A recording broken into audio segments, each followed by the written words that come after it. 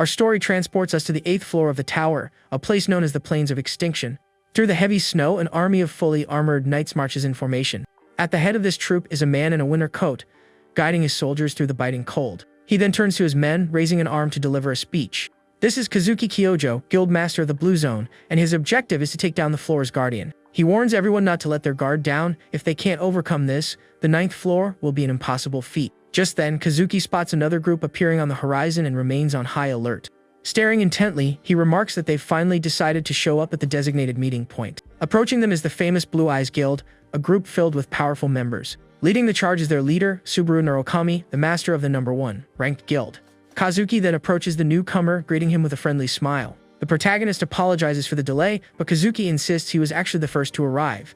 They note that the Miram Alliance will likely only appear for the leftovers, especially with Subaru present. The masked man then grips his dagger, remarking that if they want scraps, he can certainly provide them. Yet he surprises Kazuki by passing him a mysterious item during their handshake. The object is in fact a legendary item featuring a red gem that glows intensely. This item, the Archangel's Blessing, can restore 50% of one's fatigue instantly. Subaru states his intention to succeed in the raid, but offers this to his friend just in case.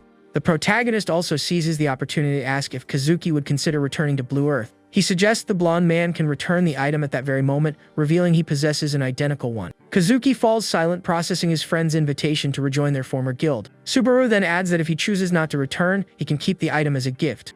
But suddenly, a potent energy erupts from the ground, startling both leaders. The blonde man realizes the guardian is here, while the masked hero hadn't expected it to show up so quickly. Emerging from the snow, the gigantic guardian of the 8th floor finally appears, ready for a fight. Seeing the beast, Kazuki bellows for all his men to prepare for the impending battle. The monster is a sea dragon hydra, a colossal fiend with multiple razor-sharp heads.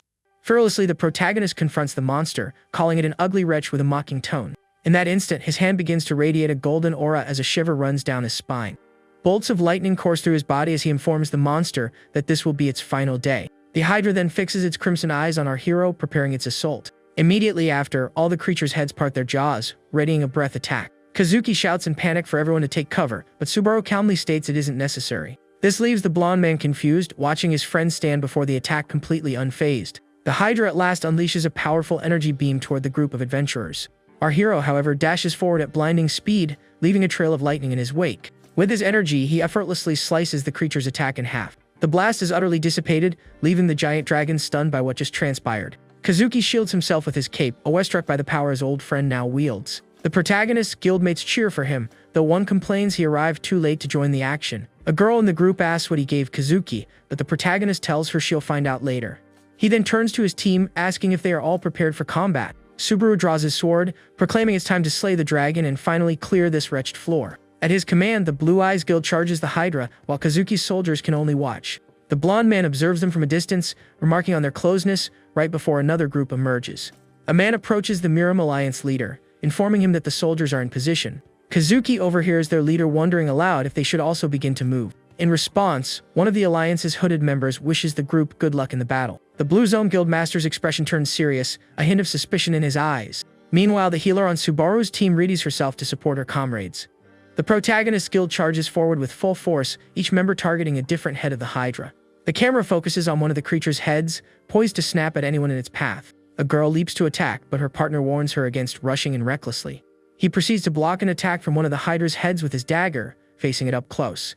The young man then severs the monster's head with ease, declaring the fight a piece of cake for them. Another member freezes one of the heads, complaining about how stressful the battle is.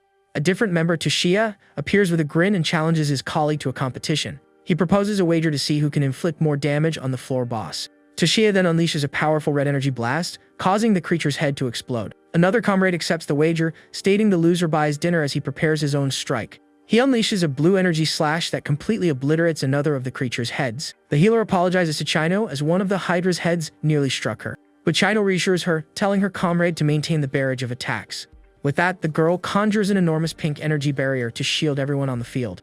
In that moment, Kazuki appears behind the healer, calling out Chino's name. He taunts her, asking if she can possibly block the attack he's about to unleash. The girl is in total shock, her mouth wounded, unable to process what is happening. Kazuki grabs her from behind with a dagger, stating their problem is their overwhelming arrogance. Desperately, the girl screams for Subaru, who observes the scene with a grim expression.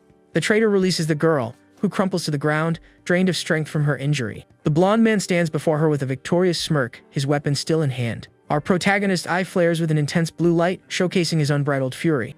Kazuki glares at the masked man, warning him that this is no time to look away from the main fight. The protagonist wonders why Kazuki would do this, just as the Hydra materializes behind him. A system message appears, stating he was chosen by the tower for a purpose.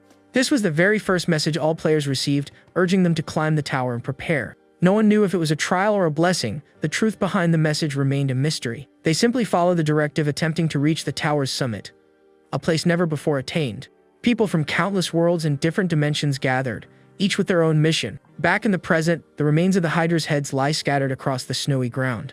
The forms of Subaru's guildmates are strewn across the snow-covered ground as well. The protagonist gasps for air, utterly spent after the long and arduous battle against the monster. He laments that his friends didn't heed his warnings, and that they finally vanquished the impossible beast. Gazing at their fallen forms, he says he never gave them permission to perish in the fight. With profound sadness, he calls them fools for sacrificing themselves in such a needless manner. A system window flashes, warning he is poisoned and his fatigue level is critically high. The system also alerts that he will be done for if his fatigue reaches 100, and he wonders what they would say. He then glares at Kazuki and his approaching soldiers, demanding to know why he did all this. A malicious smile is the traitor's only response as the masked man screams his name in raw anger. Kazuki draws near, revealing that for 10 long years, he has been working toward this very day. He explains this was the only way to overcome him, that he needed to create a diversion.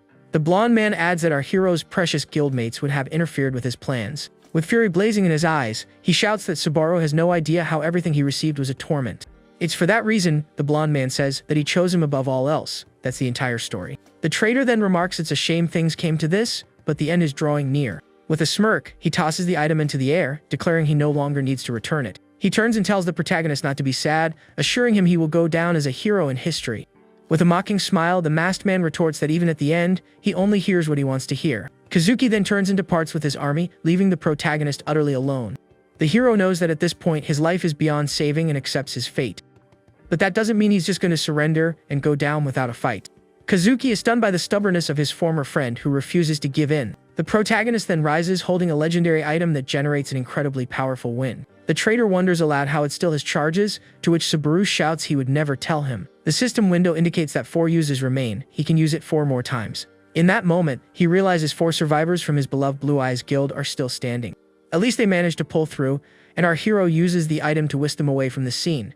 A powerful gust of wind carries the 4 remaining members far from the battlefield's danger. Kazuki panics, yelling for his men to pursue them and ensure no one escapes. The Muram Alliance mobilizes to capture the fleeing survivors. Its purpose served, the legendary fan drops into the snow as the protagonist braces himself. A confident smile spreads across his face as the masked man declares they're not going anywhere. Raising an arm crackling with lightning, he warns that everyone there will stay with him until the very end. His fatigue climbs to 95, severely restricting his ability's duration. Yet he activates his transformation, unleashing a brilliant explosion of golden energy across the field. Kazuki glares at him, calling him a stubborn wretch for continuing to fight in such a state. The hero then drives a dagger into himself and his fatigue climbs to 96. He doesn't know what kind of reward they were promised, but he hopes they're ready to pay the price. With his sword in hand, he warns them they must be prepared to pay with their very lives. From this point forward, no one leaves without his say-so. One of the soldiers, terrified by the situation, cries out that at this rate, they're in serious trouble. Seeing no other choice, the soldiers decide it's all or nothing and charge the hero. The protagonist begins to battle multiple enemies at once in a truly intense clash. He thinks to himself that, ordinarily, these aren't the types he'd lose to in a fair fight. But with his body pushed to its absolute limit, he struggles to block the enemy's assaults. He shatters the spear, thinking that if Kazuki were to join the fray, the outcome would be drastically different. His fatigue rises to 97, he realizes the problem now is his crippling exhaustion. The masked man knows he can't drag this fight out much longer as he faces a new opponent.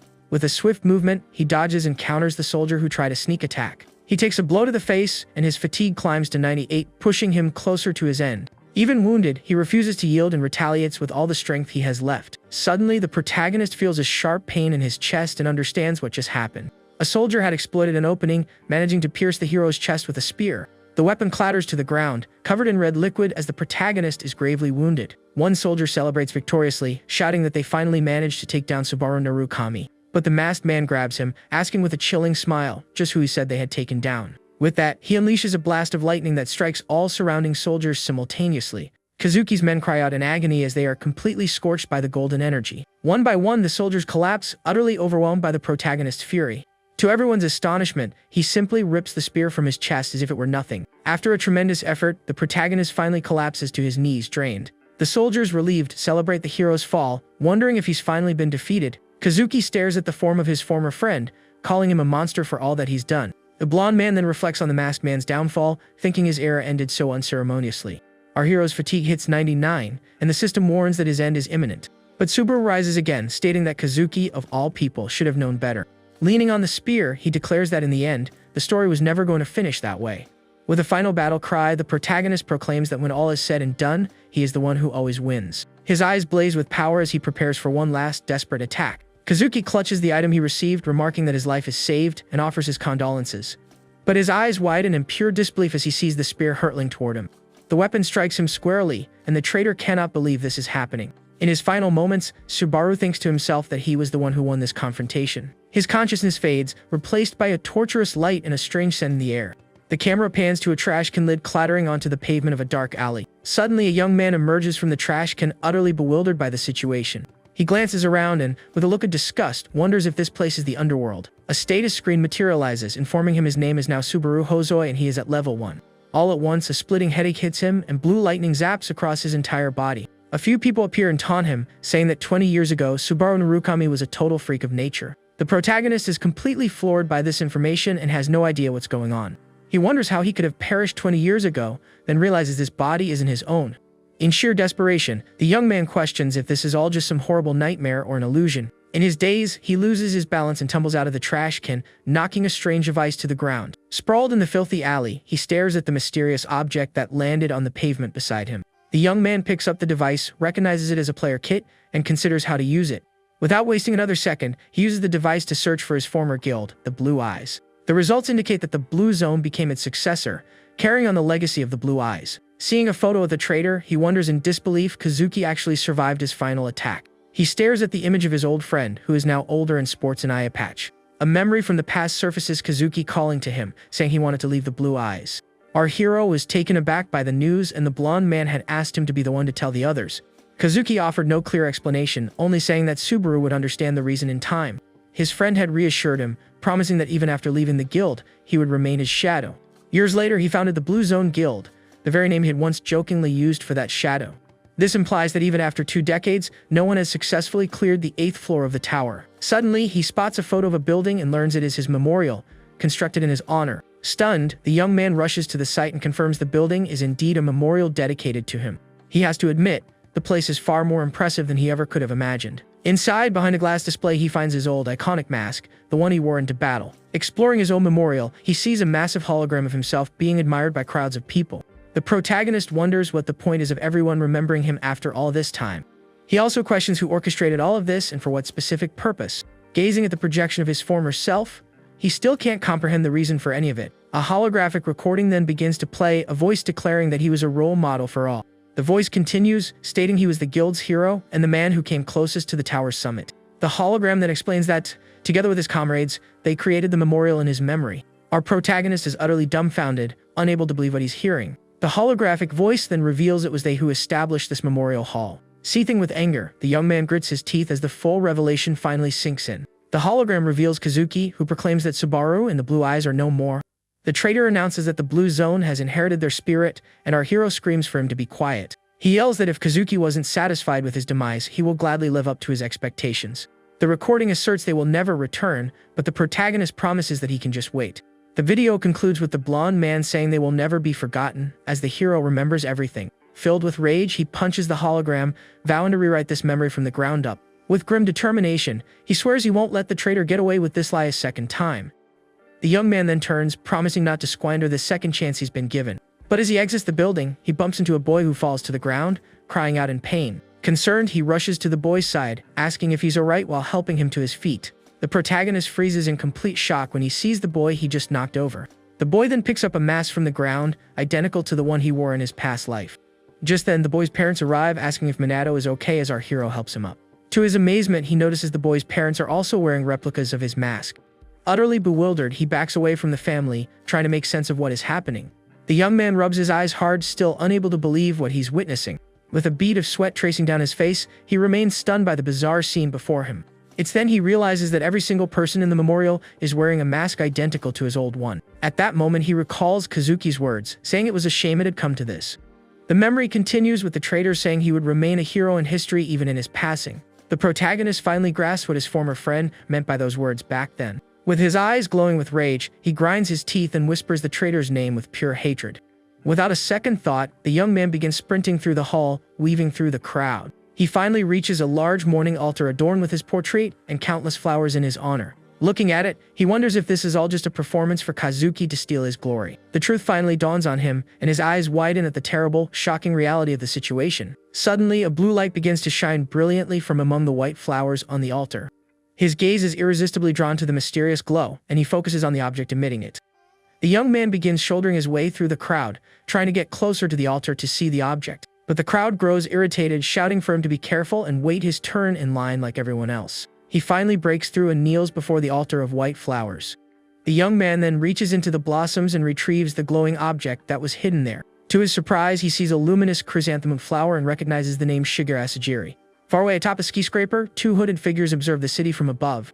One of them comments that they've made it through another year without any major incidents. The other chides him for being so nonchalant, reminding him they narrowly avoided an encounter with the Blue Zone. The hooded man then wonders if holding the memorial ceremony every year is truly necessary. A man with white hair cuts him off, stating that you can never be too careful. He reveals his face, saying that perhaps Subaru will notice the flowers he offered at the memorial. The hooded figure asks if he believes the boy is still alive, but the white-haired man is uncertain. He remarks that Kazuki will likely find them before they can find the protagonist. Angrily, the hooded figure exclaims that if Subaru were alive, they wouldn't have just stood by. The scene cuts to a gorgeous sunset, with numerous birds soaring freely across the orange sky. Back in the present, our hero gasps for breath, the chrysanthemum flower clutched in his hands. He wonders if the girl he knew in his past life could really still be alive. Flower in hand, the young man starts running through the forest, his mind racing to process the information. He clutches the flower tightly, calling out Shigeru's name with a heart full of hope. The scene then shifts to the simple room that the body's previous owner had used. The protagonist searches for information on the blue eyes but finds no results on his device. Nevertheless, he is certain that Shigeru is alive and resolves to do whatever it takes to find her again. In his room, he reasons that Shigeru must be alive but has been in hiding for 20 long years. He suspects Kazuki is at the root of everything and knows the man wouldn't let anyone escape if he knew the truth. The young man recalls sending 4 comrades away to safety, but doesn't know if all of them survived. He knows that as long as Kazuki is alive, any attempt at contact would be a suicide mission. Glancing out the window, he recognizes his own powerlessness. Forcing his way would only paint a target on his back. His first priority must be to find a way to reclaim his former power. With a look of sheer determination, the young man vows to regain his strength for the sake of his revenge. Drawing on the memories of Subaru Hosoi's body, he finds a sword to begin his training. 2 days later, the tutorial to become a player finally commences and he is prepared. Wielding the sword, he knows that if he can survive this ordeal, he might just have a chance. He believes that as long as they are both alive, a reunion is possible someday. The scene shifts to the tutorial examination hall, where a man stands surrounded by fallen creatures. A bald man with a white mustache named Hugo observes the scene, arms crossed. The participant pants for breath, encircled by the bodies of the goblins he defeated. Hugo approaches the young man, noting that he barely scraped by, but it was sufficient. The instructor then asks if he wants to attempt the next step, leaving the young man confused. A system window explains that for each step an additional goblin appears, offering greater rewards. The young man panics and declines the offer, calling it madness to face 3 at once. He asks if he still passed the test, and in a flash of light his body vanishes from the hall. Hugo laments having to pass a coward like that in his qualification exam. The instructor mentions a certain Isaac, who cleared the 20th step, complaining about the other's lack of potential. He grumbles that the tutorial standards are abysmal and the quality of rookies has declined sharply. But as he glances at his clipboard, the man notices something that captures his attention. Just then, our protagonist enters the arena, sword in hand, ready for the final test. The instructor reads the young man's name, commenting that it's a heavy burden to bear. He then warns the young man that it will only be worthwhile if he can clear the upcoming test. With everything set, the system finally begins to spawn monsters for our hero's challenge. 2 goblins materialize in the arena. The protagonist's goal is to defeat both creatures. Hugo barely finishes his command for the tutorial to begin when something astonishing happens before his eyes. The protagonist moves in a blur, taking down both goblins in a single fluid motion. The instructor is stunned, wondering if something just whizzed past him in that instant. The monster's bodies hit the floor as the young man returns to his starting position. With a smirk, he thinks that spending 2 days testing this body's limits was the right call. He realizes the body he awoke in is actually quite exceptional for a mere rookie. The system asks if he wishes to proceed to the next step, and he accepts without a moment's hesitation. The young man's decision leaves instructor Huger utterly dumbfounded by his audacity. Meanwhile, the head of one of the goblins rolls to a stop right at the exam instructor's feet. He looks toward the arena and sees a growing pile of goblin bodies, wondering what is happening. In a flash, we see our hero defeating wave after wave of monsters without pause. The instructor recognizes that the young man isn't just swinging his sword blindly. The instructor perceives that the young man is reading his enemy's movements 2 or 3 steps ahead. He admits to himself that this is beyond mere swordsmanship. Not even he can fight like that. With a confident smile, the protagonist continues his deadly dance against the creatures.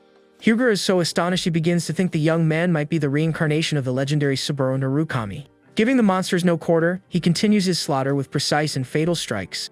One by one, the goblins fall before his blade as he clears the arena with incredible ease. The system informs him he has cleared step 49 and asks if he wants to face the boss. Though panting and wary, the protagonist accepts the final challenge without any hesitation. At that, the arena floor begins to tremble and fracture with a mysterious bluish energy. The tremor intensifies and the ground shatters completely from a devastating force erupting from below. From the rubble, a gigantic, shadowy hand emerges, much to the exam instructor's horror. Huger panics, shouting for him to stop, insisting he's not Narukami and will be finished if he continues. The final boss is a colossal goblin king, flanked by a horde of minions ready for battle. The system warns that, feeling the sacrifices of the other goblins, the king is now enraged. The instructor desperately yells for the young man to give up, calling a fight against the goblin king madness. Huger warns him the difference in stats is immense and that this fight is a complete suicide mission. The protagonist knows that with his current stats, he can't inflict much damage on the monster. But even with this knowledge, he has absolutely no intention of backing down from the final battle. With a grim expression, he simply refuses to yield and lets his sword drop to the ground. The weapon lies on the stone floor as the hero prepares to fight in an entirely new way. The instructor panics, wondering why he'd drop his weapon and if he's lost his mind. The Goblin King charges with its giant axe, aiming to crush the protagonist with all its might. But the young man throws a small dagger that strikes the monster's belly, dealing minimal damage. The Goblin King halts its attack, looking down at the dagger in its gut with a puzzled expression. The creature glares at the young man with its crimson eyes as a drop of sweat traces down his face. It then sees our hero bending down to pick something up from the ground near the fallen minions. With a confident smirk, the young man reveals several poisoned daggers, asking if the monster is surprised.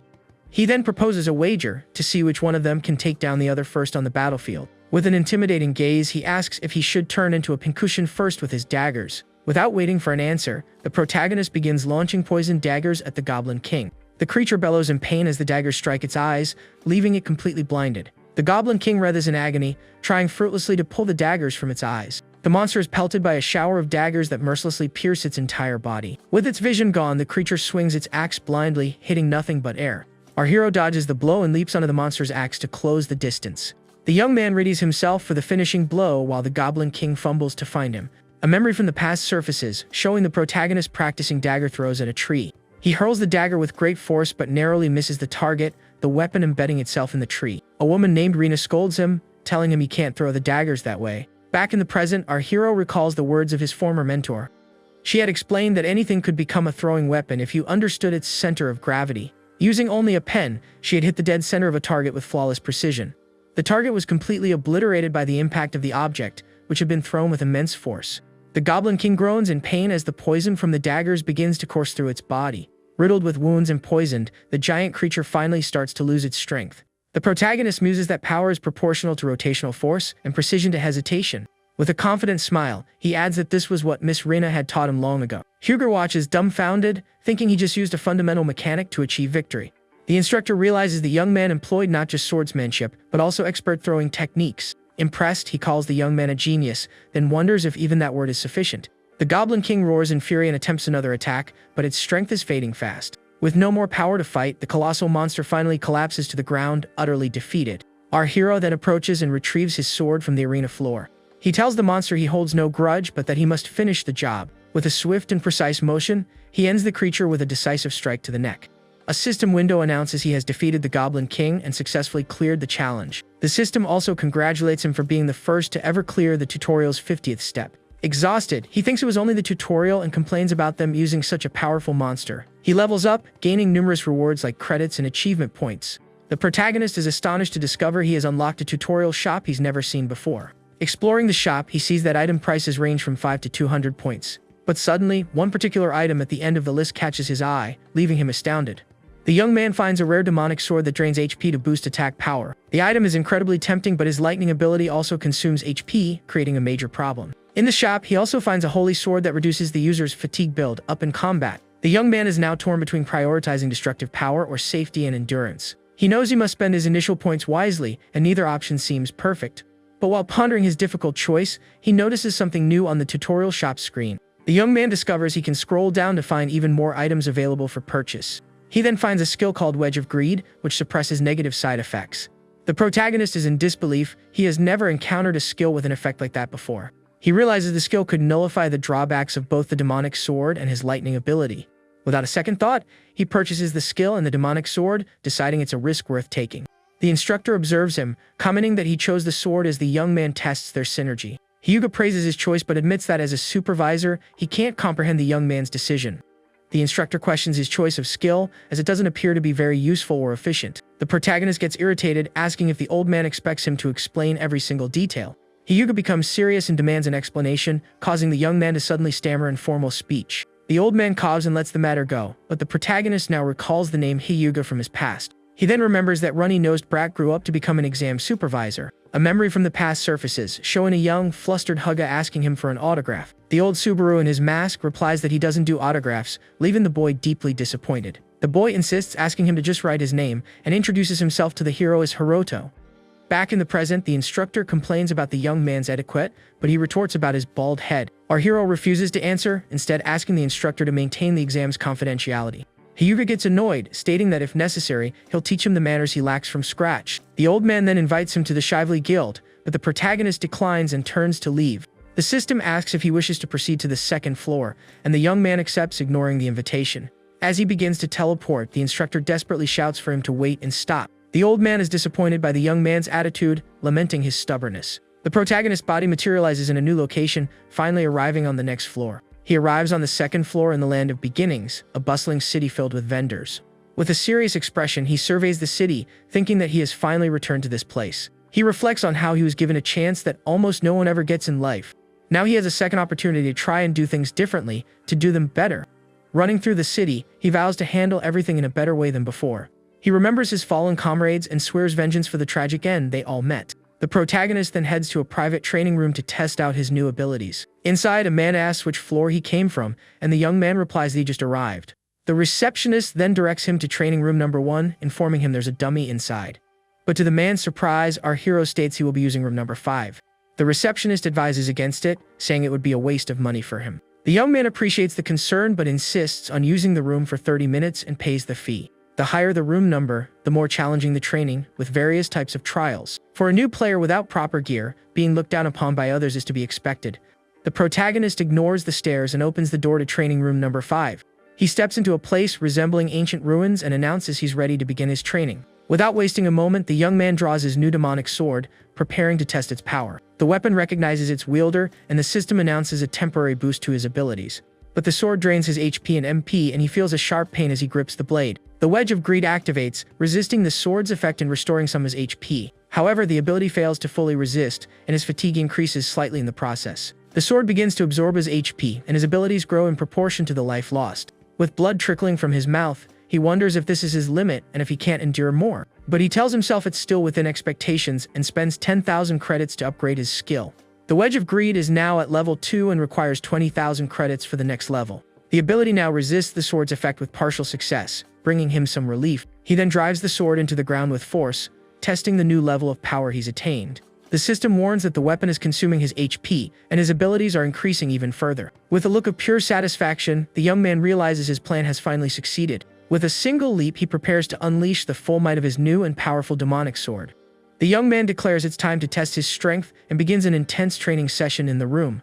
Meanwhile, at the reception desk, the old employee dozes off, bored, at his wooden table. But suddenly, a deafening noise jolts him awake, and he wonders what could have happened. Sleepily, the man rubs his eyes, questioning if he's still dreaming or if the sound was real. In that moment, he sees the silhouette of our hero exiting the room, leaving a trail of destruction behind. The receptionist remembers the young man and realizes not even 10 minutes have passed since he went inside.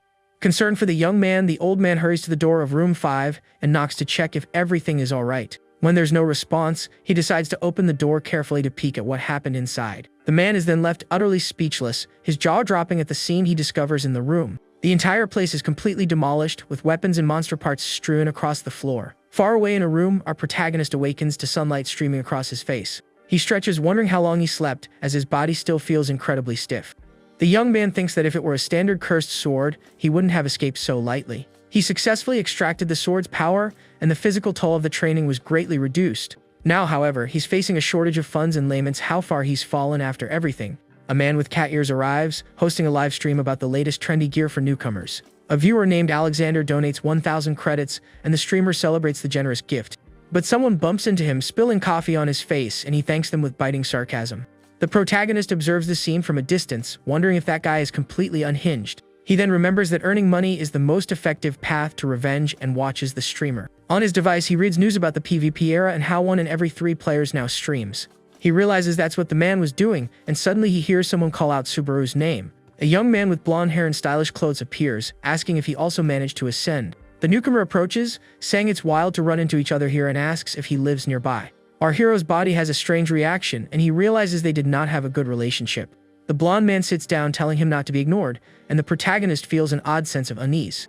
With a trembling hand, he replies that he does and has just arrived on the 2nd floor of the tower. With a surprised grin, the young man leans in, commenting on how astonishing that is to him.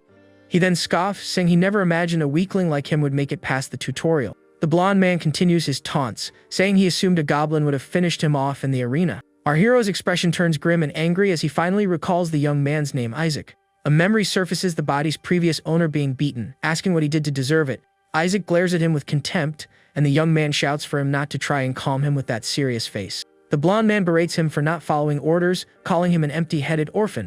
The former Subaru cries out that he couldn't do it because the credits he was given weren't enough.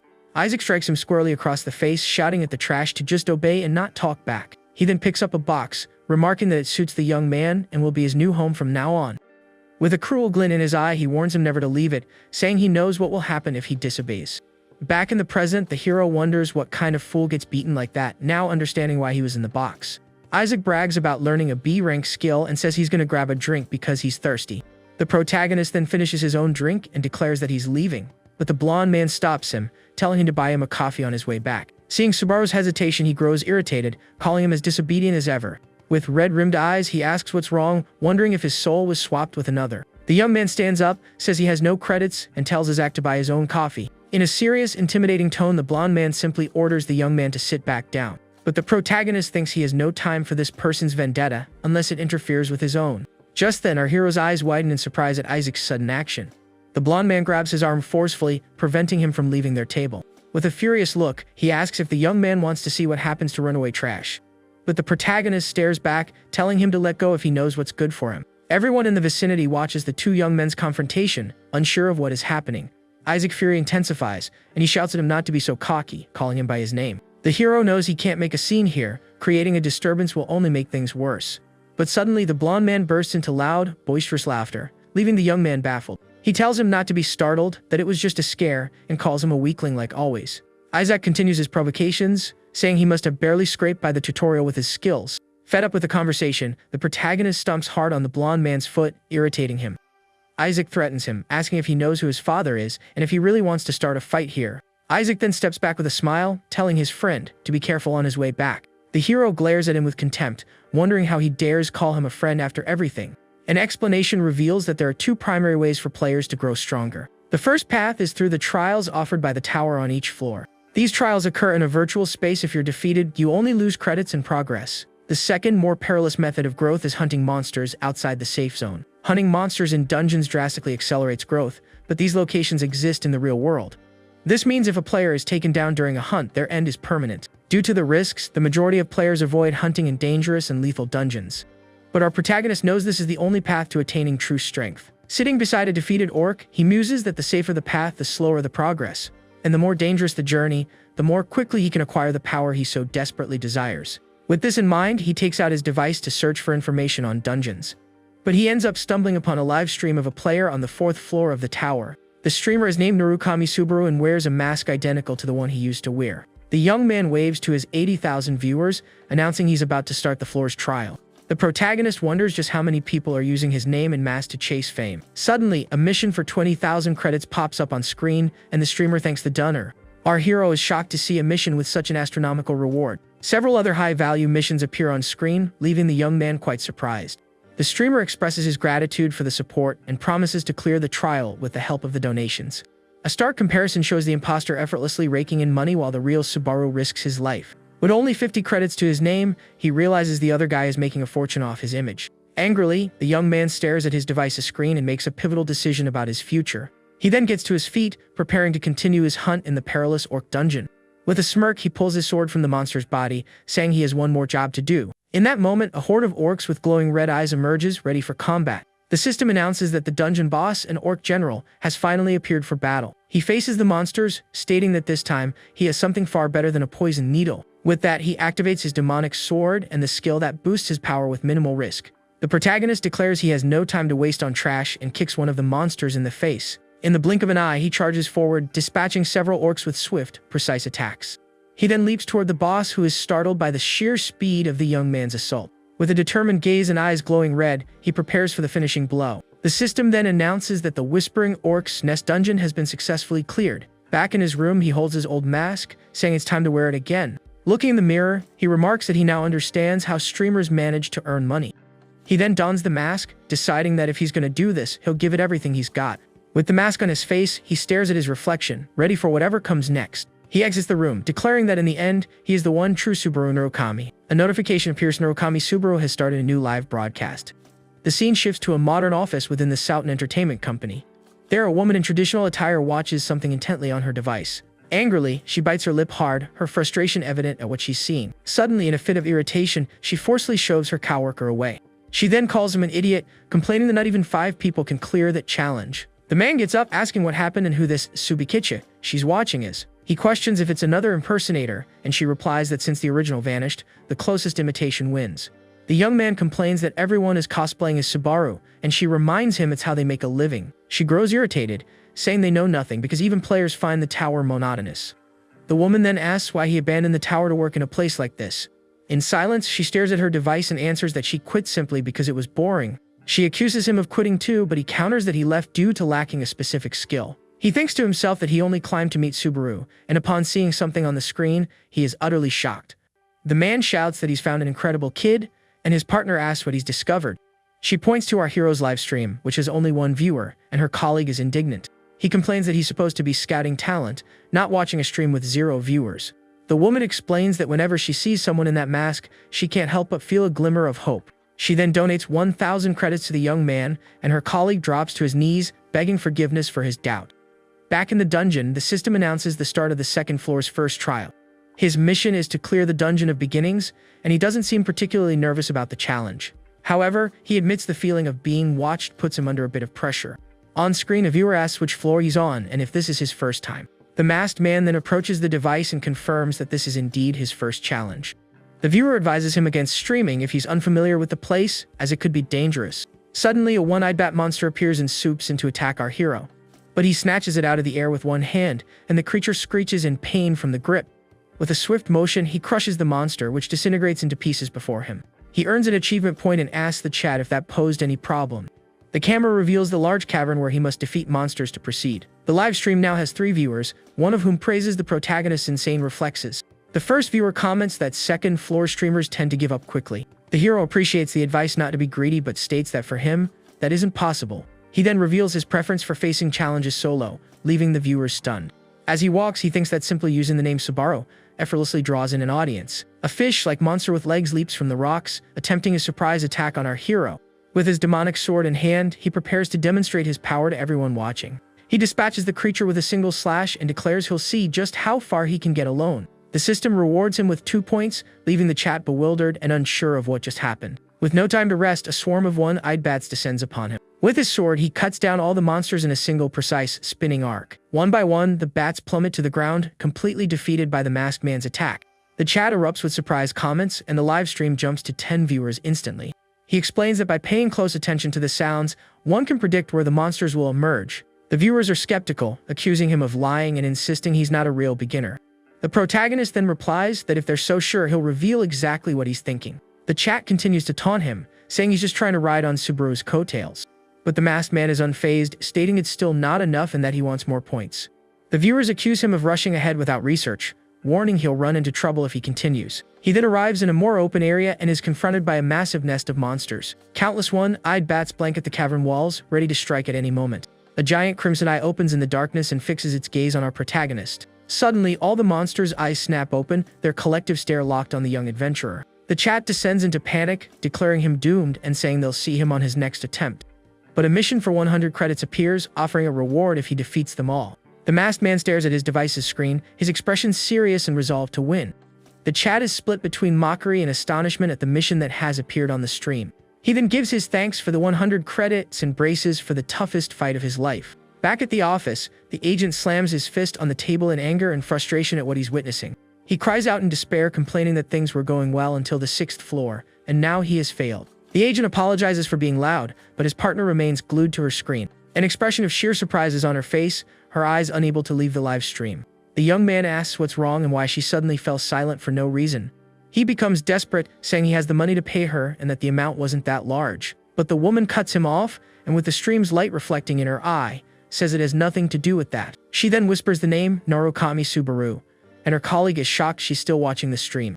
With a look of pure amazement, the agent can't believe what just transpired. The masked man has defeated the entire horde of bats, and the agent wonders how many he took down alone.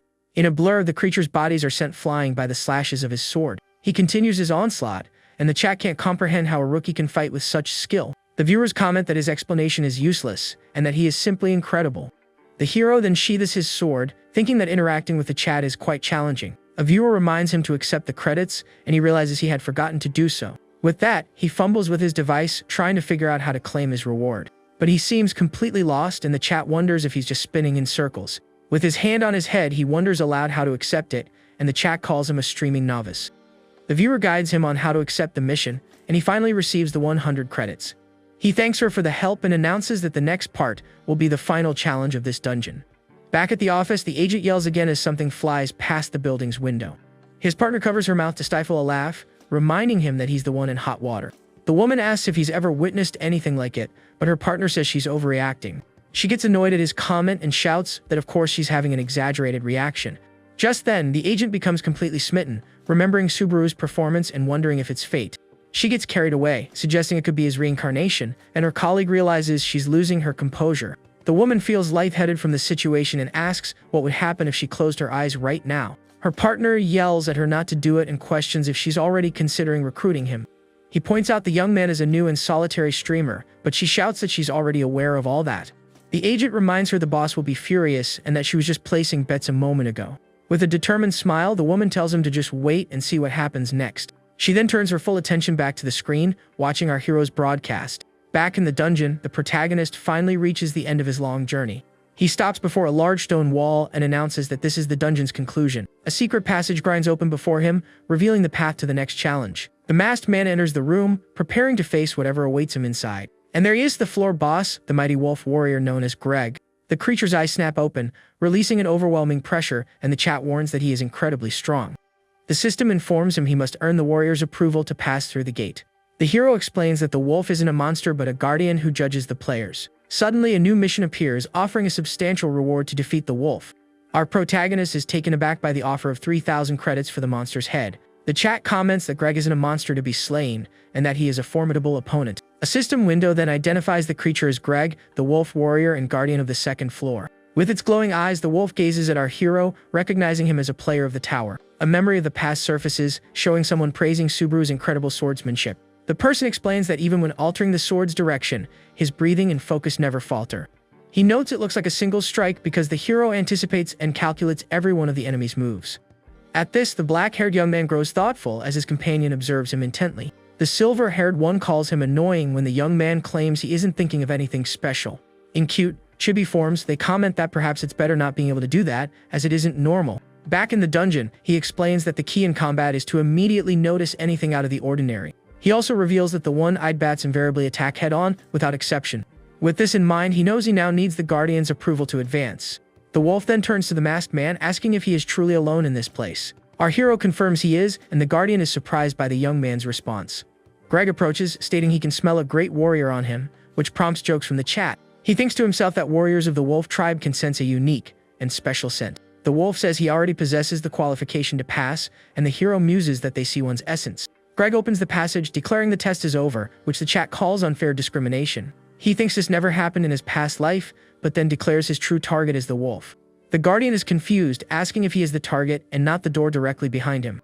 The protagonist confirms this, explaining someone tasked him with taking him down via a mission on the stream. The wolf understands, commenting that this is to be expected from someone who possesses the soul of a great warrior. The scene then cuts to the Soughton Entertainment office, with the two agents and their boss. With a serious expression, the man begins typing furiously on his computer keyboard. This is John Tail, the department head, and he asks how many viewers the streamer in question has. The blue-haired young man replies that it's around 20 people, but his partner interjects that's not quite right. With a smile, she corrects him, saying the count is now over 30, and calls him an idiot for the mistake. The boss then turns to them and, in a stern voice, asks if they are joking with him. He complains that he knows they were gambling, and that he sent them to find talent, not a stream with 20 viewers. The woman corrects him again to 30 viewers, and he yells that that's not the point. Angrily, John suggests that Hatsuka should stream herself, since she has the skill and would attract many fans. His colleague then shouts that the stream has already surpassed 40 viewers, which only irritates the boss further. Back in the dungeon, our hero faces the giant wolf, sword in hand, ready for battle. The Guardian also prepares for the confrontation, displaying its enormous and razor-sharp claws. The protagonist grips his demonic sword, thinking he must clear his mind of everything. The weapon drains his stamina, boosting all his stats in proportion to what was consumed. The Wedge of Greed resists the sword's effect, and he tells himself to fight just as he always has. With a leap, the wolf warrior lunges forward at incredible speed to attack the young adventurer. But the masked man stands his ground, blocking the blow with his sword and creating a brilliant shower of sparks. The creature then prepares another claw attack, attempting to wound our hero in the fight. The wolf strikes with both claws, and our hero defends, the impact generating a massive shockwave. The force of the blow forces him to dig his feet into the ground to avoid being pushed back. The Guardian presses its attack, and the young man realizes the creature is currently too powerful for him. He understands that competing in brute strength is impossible, but he has another strategy in mind. Just then, the monster praises him, saying this is what's expected of a true elite warrior. The creature then spins, delivering a mighty attack that shatters the arena floor. But the protagonist dodges with ease, warning the wolf it is no match for him in this fight. With that, he tightens his grip on his demonic sword, preparing for a counterattack. The young man dashes forward, striking the Guardian with a powerful and precise red energy slash. The live stream chat comments that he's strong, and that whoever issued the mission must be regretting it. The wolf remarks that sometimes, methods more effective than brute force exist in combat. Our hero agrees, saying the warrior has been amusing, but that this is the end of the line for him. The creature then prepares for one final attack with its claws to end things for good. But suddenly the wolf is sent flying backward with immense force, crashing hard onto the dungeon floor. With his eyes glowing red, the masked man declares that those were supposed to be his final words. The Guardian is surprised, and the young man points out that its attacks are too one-dimensional and predictable. He then sidesteps a bite, adding that this makes its moves incredibly easy to evade. With a leap, he lands a kick on the monster's head, which howls in pain from the impact. The protagonist then readies his sword for the finishing blow in a swift and fatal motion. Without hesitation, he unleashes a powerful slash of red energy that strikes the wolf dead on. With his eyes glowing crimson, he prepares to finish off the mighty Guardian of the floor. The blow pierces the wolf's chest, and in its final moments, it praises him as a magnificent warrior. With that, the creature's body collapses, and the system announces our hero's victory. He gains 2 levels, several stat boosts, and 500 achievement points for the grand victory. But the battle was clearly not easy, as a trickle of red liquid drips from his body onto the floor. The live stream chat goes wild, the viewers in disbelief that he actually defeated the Guardian. With a wary look, the protagonist confirms that he has finally managed to overcome his opponent. The chat showers him with praise, and the stream's viewership jumps to 56 people at once. The system announces the mission is complete, and he receives 3,000 credits, which he will put to good use. His credits rise to 3,150, and the door to the next phase finally swings open. But suddenly, something completely unexpected happens before him, leaving him stunned. Numerous elemental trial options, ice, fire, earth, materialize for him to choose his next challenge. The chat is astounded by the 13 options, noting that the number of choices reflects a player's talent. The system asks if he wishes to challenge the lightning trial, and the chat urges him to select it. With a determined gaze and not an ounce of hesitation, our hero responds with a resounding "of course." At his confirmation, the system officially selects the lightning trial for his challenge. His body begins to glow with a blue energy as he is teleported to the trial's location. Back at the office, the agents are watching the live broadcast on a large television screen. The female agent shouts with joy, and all three celebrate the success of the young streamer they discovered. She exclaims that they found him and that she's never seen a streamer grow so quickly or have 13 choices. The boss concedes it's impressive to defeat the wolf warrior, who had never been beaten before. But he remains a rookie on the second floor, and the risk of the company investing in him is still too high. Hatsuka then proposes a wager to her boss, who is surprised by his agent's offer. If the streamer fails, she and Seijin will work for a fixed salary, but if he passes, John must sign him. Her partner panics, shouting that he doesn't know her as he tries to back out of the insane bet. The boss scoffs, pointing out that the only person to ever acquire the lightning skill was the legendary Subaru Narukami. With a confident smile, the agent replies that they'll never know unless they take the chance now. The boss accepts the wager, while the woman restrains her colleague, who is trying to escape the agreement. Back at the trial, the system announces the start of the lightning challenge, marked by pillars of blue energy. He looks around and suddenly hears someone yell for him to watch out for what's coming. At that moment, a man in armor shoves him out of the way of a danger he hadn't yet perceived. An explosion erupts at the spot, and the force of the impact throws both of them to the ground. A giant stone monster materializes before them, leaving the man in armor completely shocked. The soldier yells at our hero for just standing there, asking if he wants to be finished in this place. The mission is to defeat the giant fragment, and the young man wonders why it's appearing now. The creature charges to attack, and the chat questions if this was supposed to be the lightning challenge. He thinks to himself that this monster should only appear in the latter half of the challenge, not at the start. The masked man wonders if defeating Greg altered something, as the giant roars with fury. With a powerful slam of its fist on the ground, the creature creates a shockwave that devastates the surroundings. Our hero evades the blow and sprints toward the giant stone monster. He assesses that the monster is inferior to Greg, while the soldier he saves screams for him to flee. With that, he activates his demonic sword, which consumes life to boost power, while his skill negates the effect. The giant attacks with full force, but our hero stands his ground, parrying with his demonic sword. With a swift movement, he dodges the creature as it tries to crush him by rolling in his direction. The creature's attack misses, and the masked man exploits the opening to leap up and prepare a counter-attack. He then uses the giant's arm as a ramp to scale its body and get closer. With a mighty strike, he hits the monster's head before it can react. The masked man leaps again, leaving a trail of red liquid, and the soldier is stunned by the sight. Without wasting a moment, he runs along the creature's back to strike the weak point on its neck. He then drives his demonic sword into the monster's neck with all the force he can muster. The stone creature groans in pain as the hero relentlessly presses his attack. With an irritated look, he complains that the monster is too loud and readies the final blow. He tells the creature to be quiet for the rest of its life as he prepares for the finishing strike. The giant creature groans in agony as the protagonist ends the fight with a decisive blow. The monster's eyes go dim, and it is finally vanquished by the masked man's sword. The giant's body crashes to the ground, and the system announces he has successfully passed Stage 4. The live stream chat is thoroughly confused, the viewers wondering what Stage 4 even is. Exhausted, he gains 3 levels, several stat boosts, and 4,000 achievement points for the victory. The system also rewards him with 2 items, the giant's heart and the mighty thunder. The soldier is shocked, and the chat realizes he received the rewards for all 4 stages at once.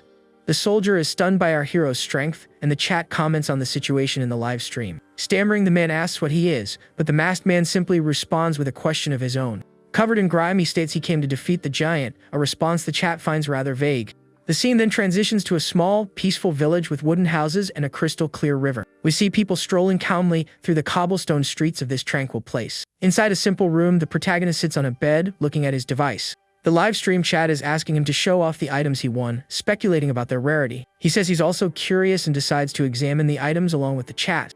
The first item is the giant's heart, a rare ring that increases health and regeneration. The second is the thunder armor, which boosts defense and negates negative statuses once per day. He then equips the armor, and a new mission for 5,000 credits appears if he learns the lightning skill. With a grateful expression, our hero whispers the name of the person who sent the mission. Immediately after, several more missions pop up offering more credits for the same objective. The young man thanks everyone for their support and promises he will definitely showcase the lightning skill. This makes him wonder if there are really that many people anticipating the thunder ability. He then considers that perhaps his former self was a more significant figure than he had previously imagined. Back in the room, he stares at the door and calmly tells the person on the other side to enter.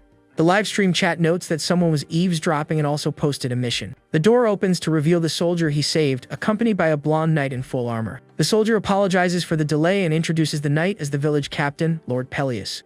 The captain explains that the giant's attacks have become more frequent, forcing them to remain on constant alert.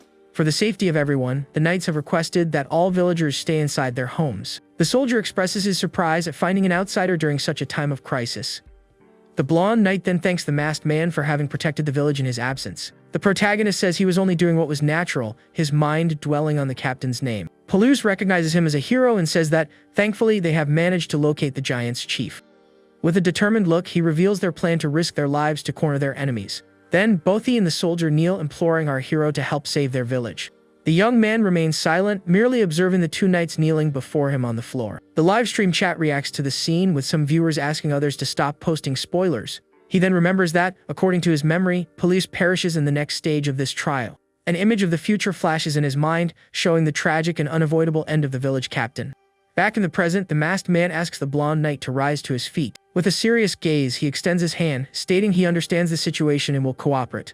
The captain expresses his gratitude and shakes his hand as the system announces the start of Stage 5. At that, the group of knights led by a Peluche charges across a plain as the sun sets. Our hero rides alongside them, glancing at his device to check the live stream chat. He thinks that as the viewer count increases, the comments scroll by faster and faster. Suddenly, the soldier he saved raises a hand, ordering everyone to halt their march immediately. He then points to the horizon, indicating the body of the giant the masked man had already defeated. The soldier recognizes the fallen form, confirming that it is the chief of the regional giants. Peluche devises a plan. He will draw the monster's attention so our hero can attack it from behind. But the protagonist cuts him off with a gesture and, in a serious tone, tells the knight to wait. The captain is confused, and the masked man points toward the giant's body with a sense of foreboding. Abruptly, the ground begins to tremble violently, a dark and mysterious energy radiating from below. The knight and his men panic at the tremor, unable to comprehend what is happening. With a grim expression, our hero realizes the truth and warns everyone that this is not human. To everyone's horror, the giant's eye slowly peels open, revealing it is still alive. The creature glares at the knights with its cracked eye, an aura of pure malevolence hanging in the air. Suddenly, several other giants begin to claw their way out of the ground around their massive chief. A horde of stone monsters emerges, to the absolute despair of the cornered knights. The captain is utterly shocked, shouting in disbelief, wondering why this is happening. One of the creatures then seizes a soldier, who screams desperately for help. The monster simply crushes the knight in its grasp, without an ounce of mercy or hesitation. In the reflection of a soldier's eye, we witness the horrific scene of his comrade being defeated. With a cruel smirk on its face, the giant glares at the remaining knights with a look of pure evil. Desperate, the captain orders all his men to fall back to the base of the mountain and flee. But it's already too late. The horde of giants relentlessly charges the group of knights. One of the soldiers is snatched by a monster as his comrades watch the scene in horror. The other knights restrain one of their friends, who screams in despair for him to stop. One of the knights cries out in anguish upon seeing his brother, Joe Chan, lying lifeless on the ground. Surrounded by the giants, Peluche yells for his men to escape, declaring it a captain's order. He tells them to think of their families back in the village, and says this isn't the end for them to start anew. With that, the soldiers begin their retreat, and the captain asks Falcon to lead the men's escape. Peluche then turns to our hero, his expression determined for what is about to unfold. He pleads with the masked man to flee and rebuild the order of knights to fight against the giants. But the protagonist grips his demonic sword and, with a serious look, says those are his lines. The captain is confused by his response, asking why he won't escape with the others. The young man explains he can't fight freely with him around, and that they will both be finished if he stays. Peluche argues that he cannot simply abandon an outsider and flee from this battle. Relenting, he says he will go rally the soldiers and ask the hero to hold on until his return. The captain then sprints away, shouting that he is in his debt and to be careful. With the night gone, the horde of giants advances on our hero with unbridled fury. But the young man doesn't back down, instead charging toward the monsters to begin the slaughter.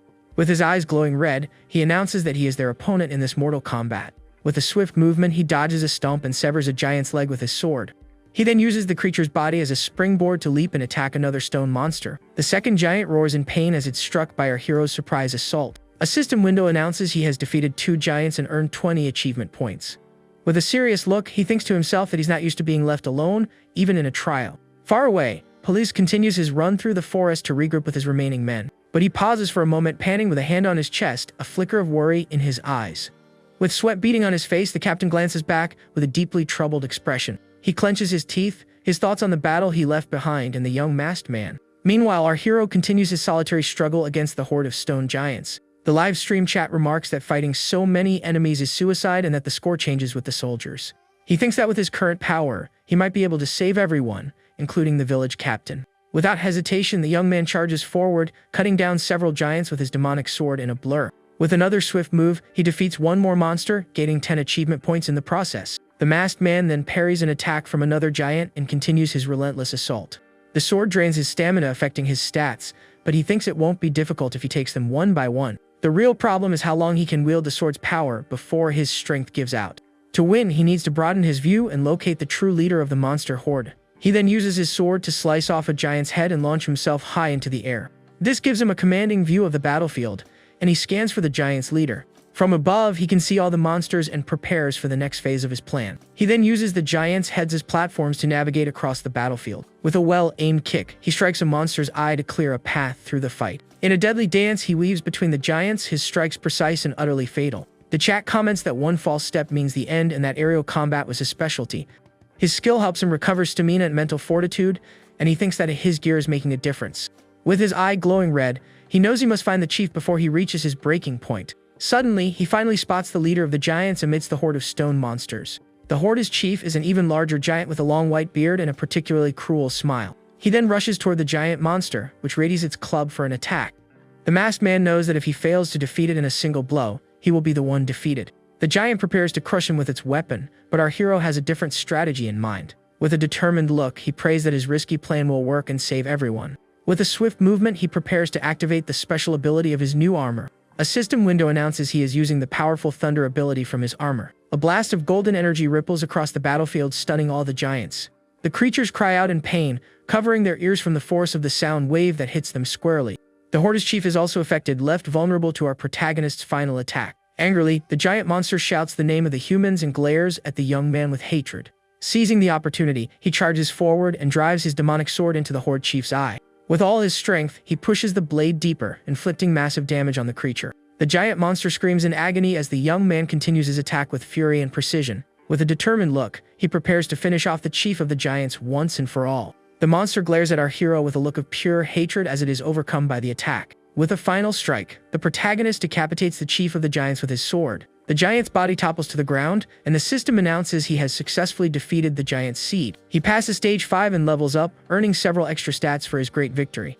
The livestream chat wonders if anyone has ever defeated that monster and how he managed to do it. With a wary look, he thinks that if he were a manga protagonist, the story would end right here. But suddenly, the sky darkens and menacing blue lightning begins to crash down from above. The other giants rise to their feet, glaring at him with eyes glowing red with intense fury. The system warns that his skill failed to resist the demonic sword's effect, leaving him weakened. He then realizes that even after clearing the stage, the monsters won't vanish until the trial is truly over. The young man thinks that the very mechanic he used his advantage in his past life will now cause him to suffer. Suddenly, he tastes something metallic in his mouth and realizes his situation has taken a dire turn. With blood on his lips, he admits he's out of strength and that things are looking very bad for him. The giants close in around him, leaving him in a perilous situation with no apparent escape. Abruptly, the ground begins to glow with a mysterious golden energy that captures his attention. A brilliant blast of light erupts, and the young man is completely dazed by what's happening. He stares into the intense light, not understanding where it came from or what it signifies. With that, he is enveloped by the golden energy, and the giants are thrown back by its force. The scene then transitions to a dense forest with towering trees, sunlight filtering through the leaves. The camera focuses on the tree trunks and the lush vegetation of this tranquil place. We see a small wooden cabin in the middle of the forest, a soft light glowing from within. On the cabin's porch, a girl with bare ears sits in a rocking chair. The black-haired girl is sitting and scrolling through her device with a faint smile on her face. A man with long, white hair then appears from behind her, approaching with a serious expression. He asks what she is doing, but the woman merely comments on the pleasant weather and the fresh air. The young woman then says it's something they can only enjoy in this moment, and no other. Gazing into the forest, she says it's almost time, that there's a year at most left. With a determined look, he agrees, saying it's time to finally bring all of this to an end. But he chides her for being distracted during such a serious and important conversation. At that, the young man leans in, asking what has her so engrossed on her electronic device. She then shows him a picture of our hero, saying that apparently his name is Subaru Narukami.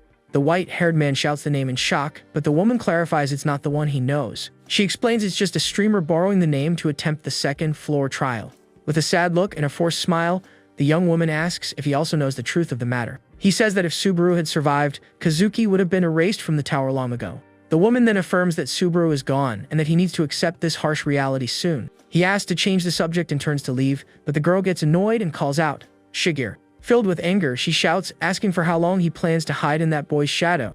The white-haired young man turns and, with a serious look, poses the same question to his companion. He then points to the device, saying that's why she gets caught up in things like that live stream. The young woman defends herself, saying with an embarrassed look that she's just passing the time. But as she glances back at the screen, the girl is completely stunned by something she just saw. Shigeru grabs the device, asking in disbelief if she still clings to hope for Subaru's return. With a serious expression and a bead of sweat on his face, he stares at the screen, shocked by what he sees. Back in the dungeon, a golden aura begins to emanate from our hero's body on the ground. The energy erupts in a shockwave that hits all the surrounding giants at once. The stone creatures are sent flying by the force of the mysterious golden explosion. Surrounded by a golden aura, the masked man rises from the ground with renewed power. The system announces he has acquired the lightning skill and gained 2,000 achievement points for it. The chat goes wild, with viewers commenting that the mission's difficulty was completely broken. With a drop of sweat near his eye, he thinks that normally, one doesn't acquire this skill in such a way. The lightning ability consumes stamina and mana to wield the power of thunder and can be leveled up. The chat is in disbelief, and he thinks that at least he didn't perish and the tutorial saved him in the end. With that, he receives the rewards from the missions and thanks everyone for their incredible support on the stream. His credits soar to 20,150, and he is very pleased with the result. He remembers promising a thank you performance, and the system announces that the trial is still ongoing. The giants rise again, glaring at him with eyes glowing red with immense fury. But the protagonist says he's going to show them a little something, and a red aura envelopes him. With his 20,000 credits, he successfully upgrades his Wedge of Greed skill to level 3. The ability materializes in his hand, and he says he wants to spread it throughout his entire body. With the golden energy in his hand, he informs the monsters he's going to finish them all at once. The masked man then merges the golden energy with his demonic sword and prepares to attack. With his sword, he unleashes a powerful blast of red energy that strikes all the giants. The shockwave tears across the battlefield, completely annihilating the stone monsters. One by one, the giants are disintegrated by our hero's fury in a devastating assault. But after expending so much power, he is left panting and exhausted in the middle of the battlefield. He's annoyed because he wanted to conserve enough strength to make it back to the village safely. Kneeling, he realizes he misjudged his attack's potency and is now out of energy. Suddenly, he hears a noise and sees a troop of knights approaching on the horizon. To his surprise, Palouse and his men have returned to the battlefield to aid him in the fight. The captain is utterly shocked to see the carnage our hero wrought all by himself. He then leaps toward the young man, calling him benefactor, concerned about his current condition. With a wary look, the protagonist turns to face the newly arrived knight. He takes a deep breath, his expression one of pure irritation, unable to believe what's happening. The masked man calls him an idiot, thinking he can't believe he actually came back to the fight. In his vision, he sees the captain approaching with a look of desperation and worry. The scene then shifts to the agency office, with the device resting on the wooden table. Agent Hatsuka is sitting on the sofa, her face buried in her hands as her colleagues watch. The boss asks if it was really necessary to go to such lengths, and Seijin remarks that he'll never understand women. The woman panics, her face flushed, wondering what she should do in this situation. With an expression of pure embarrassment, she is completely flustered by what she just did. She wonders if she came across as too cold, and if she should have used more emojis in her message. Seijin asks if she's a die-hard fan, saying he thought she wanted to be a streamer's manager. With a love-struck expression, she shouts that before she's a manager, she's a fan, and she can't help herself. The woman then stands up, reminding her boss that she had told him about the lightning ability before. She explains that the lightning skill is now exclusive to Subaru's group, and Seijin looks relieved. With a satisfied smile, the boss comments that it's no wonder no one else has managed to acquire the skill. Suddenly, the agent gets excited about something on the device and grabs her colleague's attention. With a silly expression, she says it seems the streamer read her message but then ignored it. She then puts on a dramatic display, freezing up completely at the rejection she just received. The two men are left speechless by the bizarre scene of their completely frozen coworker. The scene then takes us to a streamer's studio, filled with various statuettes of famous characters. A streamer who specializes in battle analysis prepares to begin his live broadcast. Known as Hawkeye, he has carved out an unshakable position by crushing rivals with his sharp insight. He has analyzed numerous players, including Kurokoa Amon, the future of the Blue Zone Guild. He's also covered Kazuki Kyojo, a former member of the Blue Eyes and a player representing Earth in the Tower. But naturally, the intergenerational legend Subaru Nukami will be no exception to his analysis. He then kicks off his live stream, announcing he will dissect the hottest player of the moment, the new Subaru. The streamer asks the chat to hold their criticism at the start and begins watching our hero's stream. With a look of pure shock, he is left speechless by what he's witnessing, wondering what he's seeing. With a grin of excitement, he praises the young man's performance, admitting he is exceptionally good. He wonders at the level of concentration, noting that a normal human couldn't handle a skill so well. He explains that the young man controlled the skill perfectly, channeling the necessary power into the sword without any waste. With a satisfied smile, the streamer admits the young man didn't make a single error throughout the entire fight. He declares the young man is destined to be a big name, and that he plans to keep watching his streams. With a thoughtful expression, Hawkeye says he forgot to give his one-line summary of the streamer. With his eyes gleaming, he asserts that in terms of control, he might even surpass the original Subaru. Back at the trial, our hero awakens in his bed, and the system announces that Stage 6 is waiting. His fatigue has been completely restored, and the system asks if he wishes to suspend the trial for now. He thinks that even without fatigue, he's mentally drained and decides to pause the trial. The young man then picks up his device and thanks everyone for having watched his live broadcast. He apologizes and informs them the next stream will be the day after tomorrow, as he needs a day of rest. With that, the system announces the live broadcast has ended and his body is teleported away. Our hero returns to the trial's waiting room to finally get some much-needed rest. With his device in hand, he decides to explore the stage and prepare for what's coming next. As he walks, he notices a mysterious stone gate and a message catches his attention.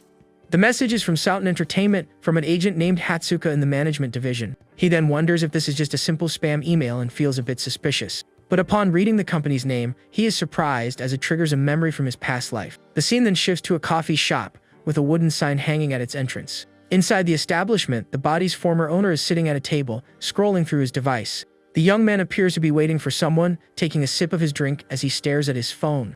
An information window explains that Souten is a management company for streamers.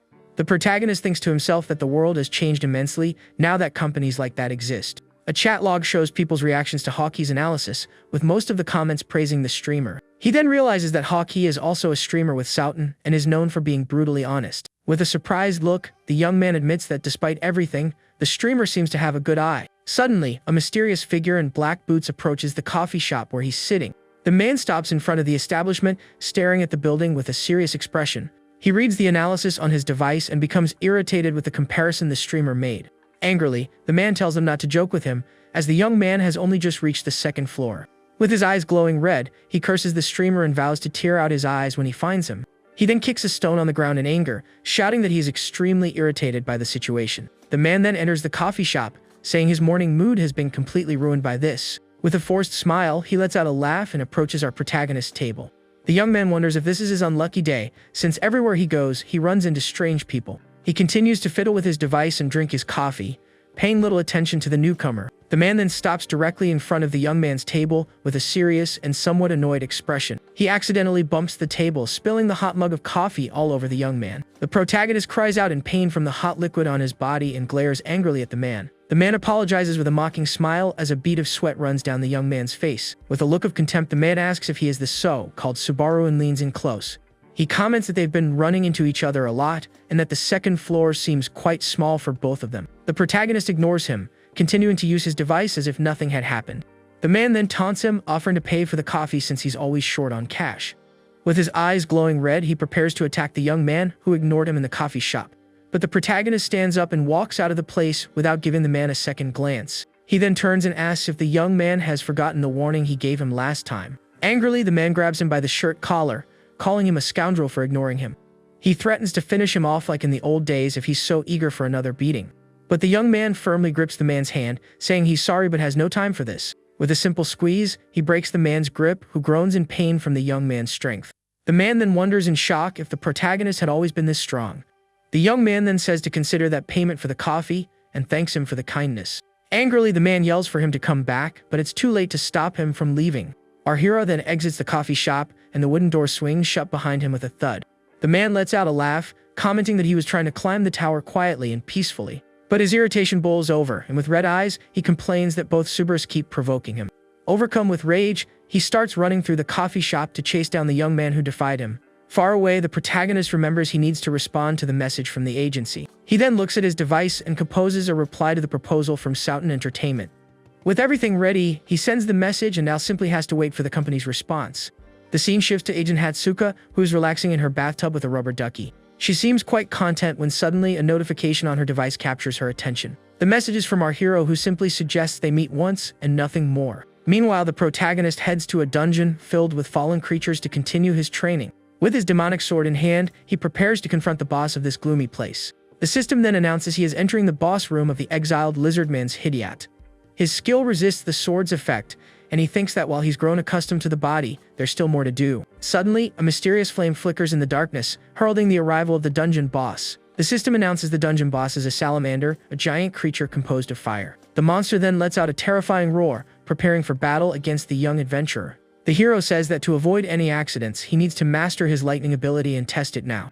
He faces the monster, completing his thought by saying he needs to know its maximum output. With that, the system announces that lightning energy is charging in his legs for combat. He dashes forward at high speed, and the salamander leaps toward him for a direct and brutal assault. At that moment, the image of his former self appears behind him like a phantom from the past, observing him. The creature tries to clamp its sharp teeth on the young man, but he manages to dodge the blow just in time. The young man vaults over the fire-breathing monster, preparing for a swift counter-attack. Without wasting a moment, he charges his demonic sword with lightning energy for a powerful strike. With his charged sword, the hero fearlessly advances through the creature's fiery attack.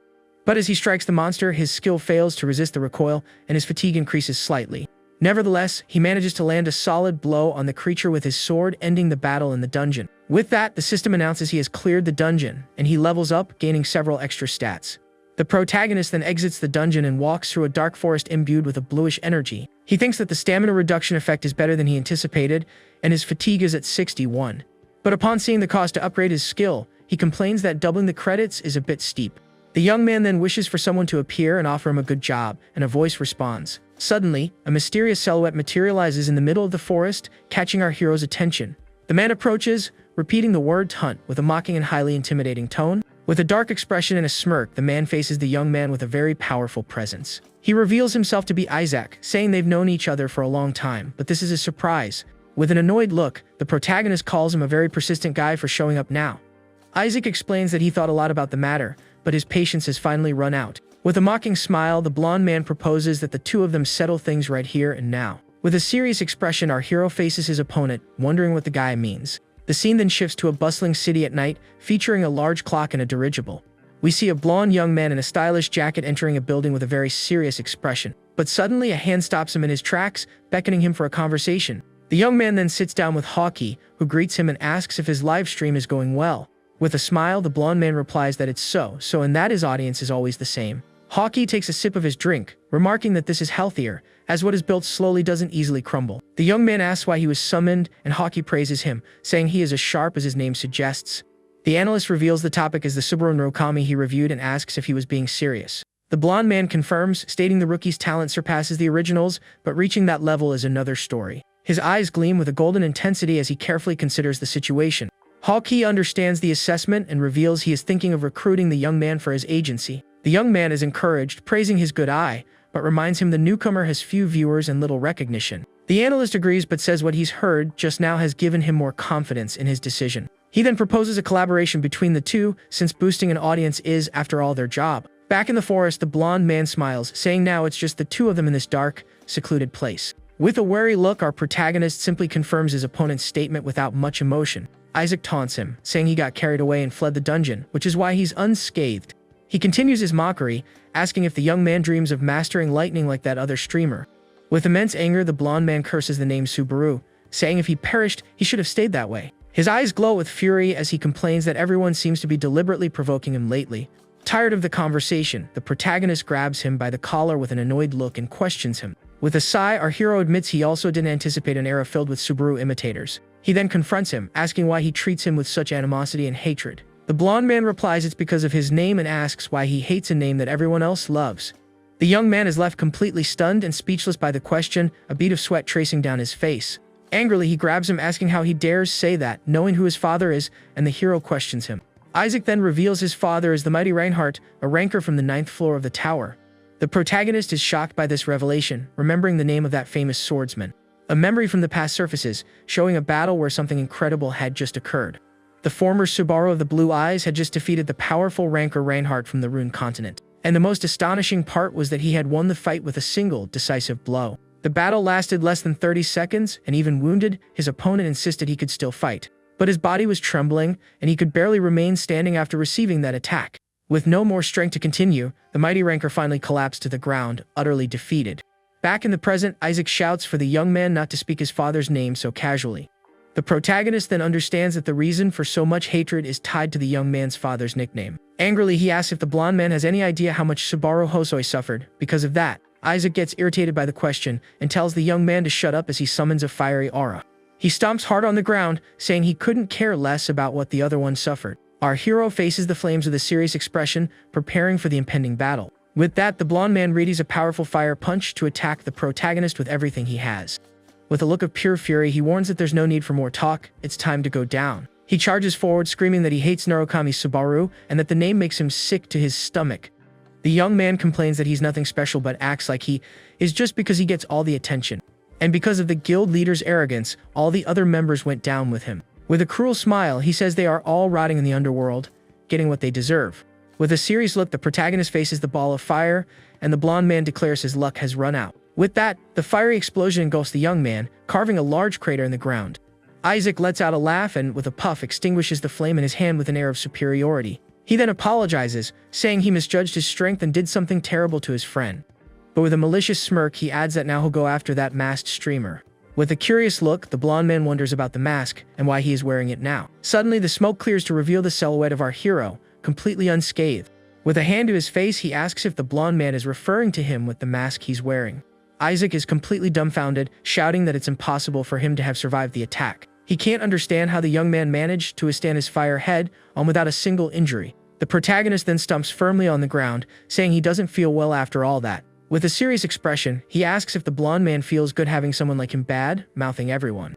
With a decisive punch, he strikes Isaac's face before he can react to defend himself. The force of the blow is so immense that the blonde man's eye turns red and he feels intense pain. The young man cries out in pain and collapses to the ground powerless as our hero looks down on him. With blood trickling from his mouth, the blonde man continues to cry out in pain while the young man just stares coldly. With the mask on his face, he rebukes him for speaking ill of them and glares at him with contempt. Suddenly, Isaac begins to cough, realizing something is very wrong with his body. With a serious look, the masked man proposes a little quiz for the blonde man lying on the forest floor. He then puts on his mask, asking who he thinks is standing before him at this moment. With a serious expression, he removes his mask, asking if he is, in fact, the true Subaru of the blue eyes. Isaac kneels, coughing, tells him not to joke around, and concludes he must be the streamer Narukami Subaru. With a smirk, he scoffs that the lightning skill can't be a big deal if even trash like him could learn it. He then wonders, his hand wreathed in flames, if our hero really thinks he can win at this level. The blonde man boasts that if a weakling like him learned it, it means he is superior to the original. Overcome with rage, he charges with all his might to attack the protagonist with his powerful fire ability. But our hero sidesteps and, with a swift and precise motion, severs his opponent's hand. The young man is completely shocked, unable to react as he sees his hand being cut off. The masked man says his answer was wrong and expresses his amazement at the sheer amount of nonsense he spoke. Desperate, Isaac asks what he means as the sword's edge nears his neck. The hero then questions him about how much the previous owner of this body suffered because of him. He reminds him how awful it is to have someone speak ill of you, and the blonde man begins to grasp the truth. Stammering, Isaac finally realizes that the person before him is the true Narukami of the blue eyes. Without hesitation, our hero strikes him squarely with his sword, ending the battle once and for all. With a cold gaze, he warns that the game is over and he will no longer go easy on anyone. He then turns away, saying he's provided more than enough service for that guy in the forest. The young man says his goodbyes, thanking him for the use of his body for his grand revenge against the blonde. Far away in a coffee shop, two waitresses comment on whether he wasn't a die-hard Narukami fan. One of them asks if he isn't embarrassed, but the other suggests he seems to be doing a live stream. The masked man thinks to himself that he will maintain his policy of not showing his face, as it's a huge advantage. Suddenly, a woman approaches, apologizing for her late arrival at their meeting place. With a flushed face, she introduces herself as the person who had contacted him earlier. With an excited smile, the young woman says her name is Hatsuka and that she is the agency's manager. Our hero then shakes her hand, introducing himself as Narukami Subaru, and she expresses her honor in meeting him. Blushing, she thinks to herself that the two of them really do resemble each other and share the same aura. The young woman wonders if the real Subaru has returned and if he wears the mask because he's an imposter. The protagonist breaks her out of her thoughts, asking if there's something wrong. The woman recalls her boss's advice to make a good impression and not to act strangely. He then places a hand on her head, asking if she was just standing there this whole time. Startled, she exclaims that she is a fervent fan, and the young man is surprised by her reaction. He calms her down, explaining that he isn't the real one and that she is younger than he imagined. But the woman interrupts, saying she's been watching him from the very beginning and was his first viewer. The masked man is surprised, thinking that she remembers more about that time than he does. With a smile, he comments that he was very inexperienced back then, and that it's incredible she was watching. The agent insists it was fate and that she begged the company to let her be his manager. Adopting a professional demeanor, she says the contract is ready and that she will summarize the terms. She explains the agency will help create added value by using the Narukami icon. Our hero then asks what he needs to do, and she replies that he just needs to keep streaming. The young man is surprised by the simplicity, and she explains it's because he was the first to master the lightning skill. With a smile, the agent asks if the terms are satisfactory and if he accepts the contract. Blushing, she says the other managers are more professional, but he doesn't understand her meaning. The agent panics, wondering if a manager with his skills could have risen so high. The protagonist thinks that his opponents will only get stronger, and that he needs to continue to pick up the pace. With a flushed face, the young woman thinks she needs to project a reliable image and worries he might refuse. But he surprises her by saying he understands he can trust her and extends his hand for a deal. With a serious look, our hero asks the manager to take good care of him, leaving her speechless. With tears welling in her eyes, she shakes his hand, saying she should be the one asking that of him. The scene then cuts to a new live stream from our hero, with numerous comments and viewers. The stream reaches 703 viewers at once, and he is amazed by the number. He wonders if this is because of the announcement his new manager made for his broadcast. We see a cute version of the agent typing on her laptop, preparing the live stream announcement. With everything ready, the young man prepares to begin, and his body starts to glow with a blue energy. At that, the system announces the start of Stage 6 of the tower, the challenge of the legend for our hero. The scene takes us to a dark and rainy forest, showing a camp with several tents. We see the silhouette of two knights entering one of the tents, carrying wooden crates. Inside the tent, Captain Pelus and his men are gathered to discuss strategy.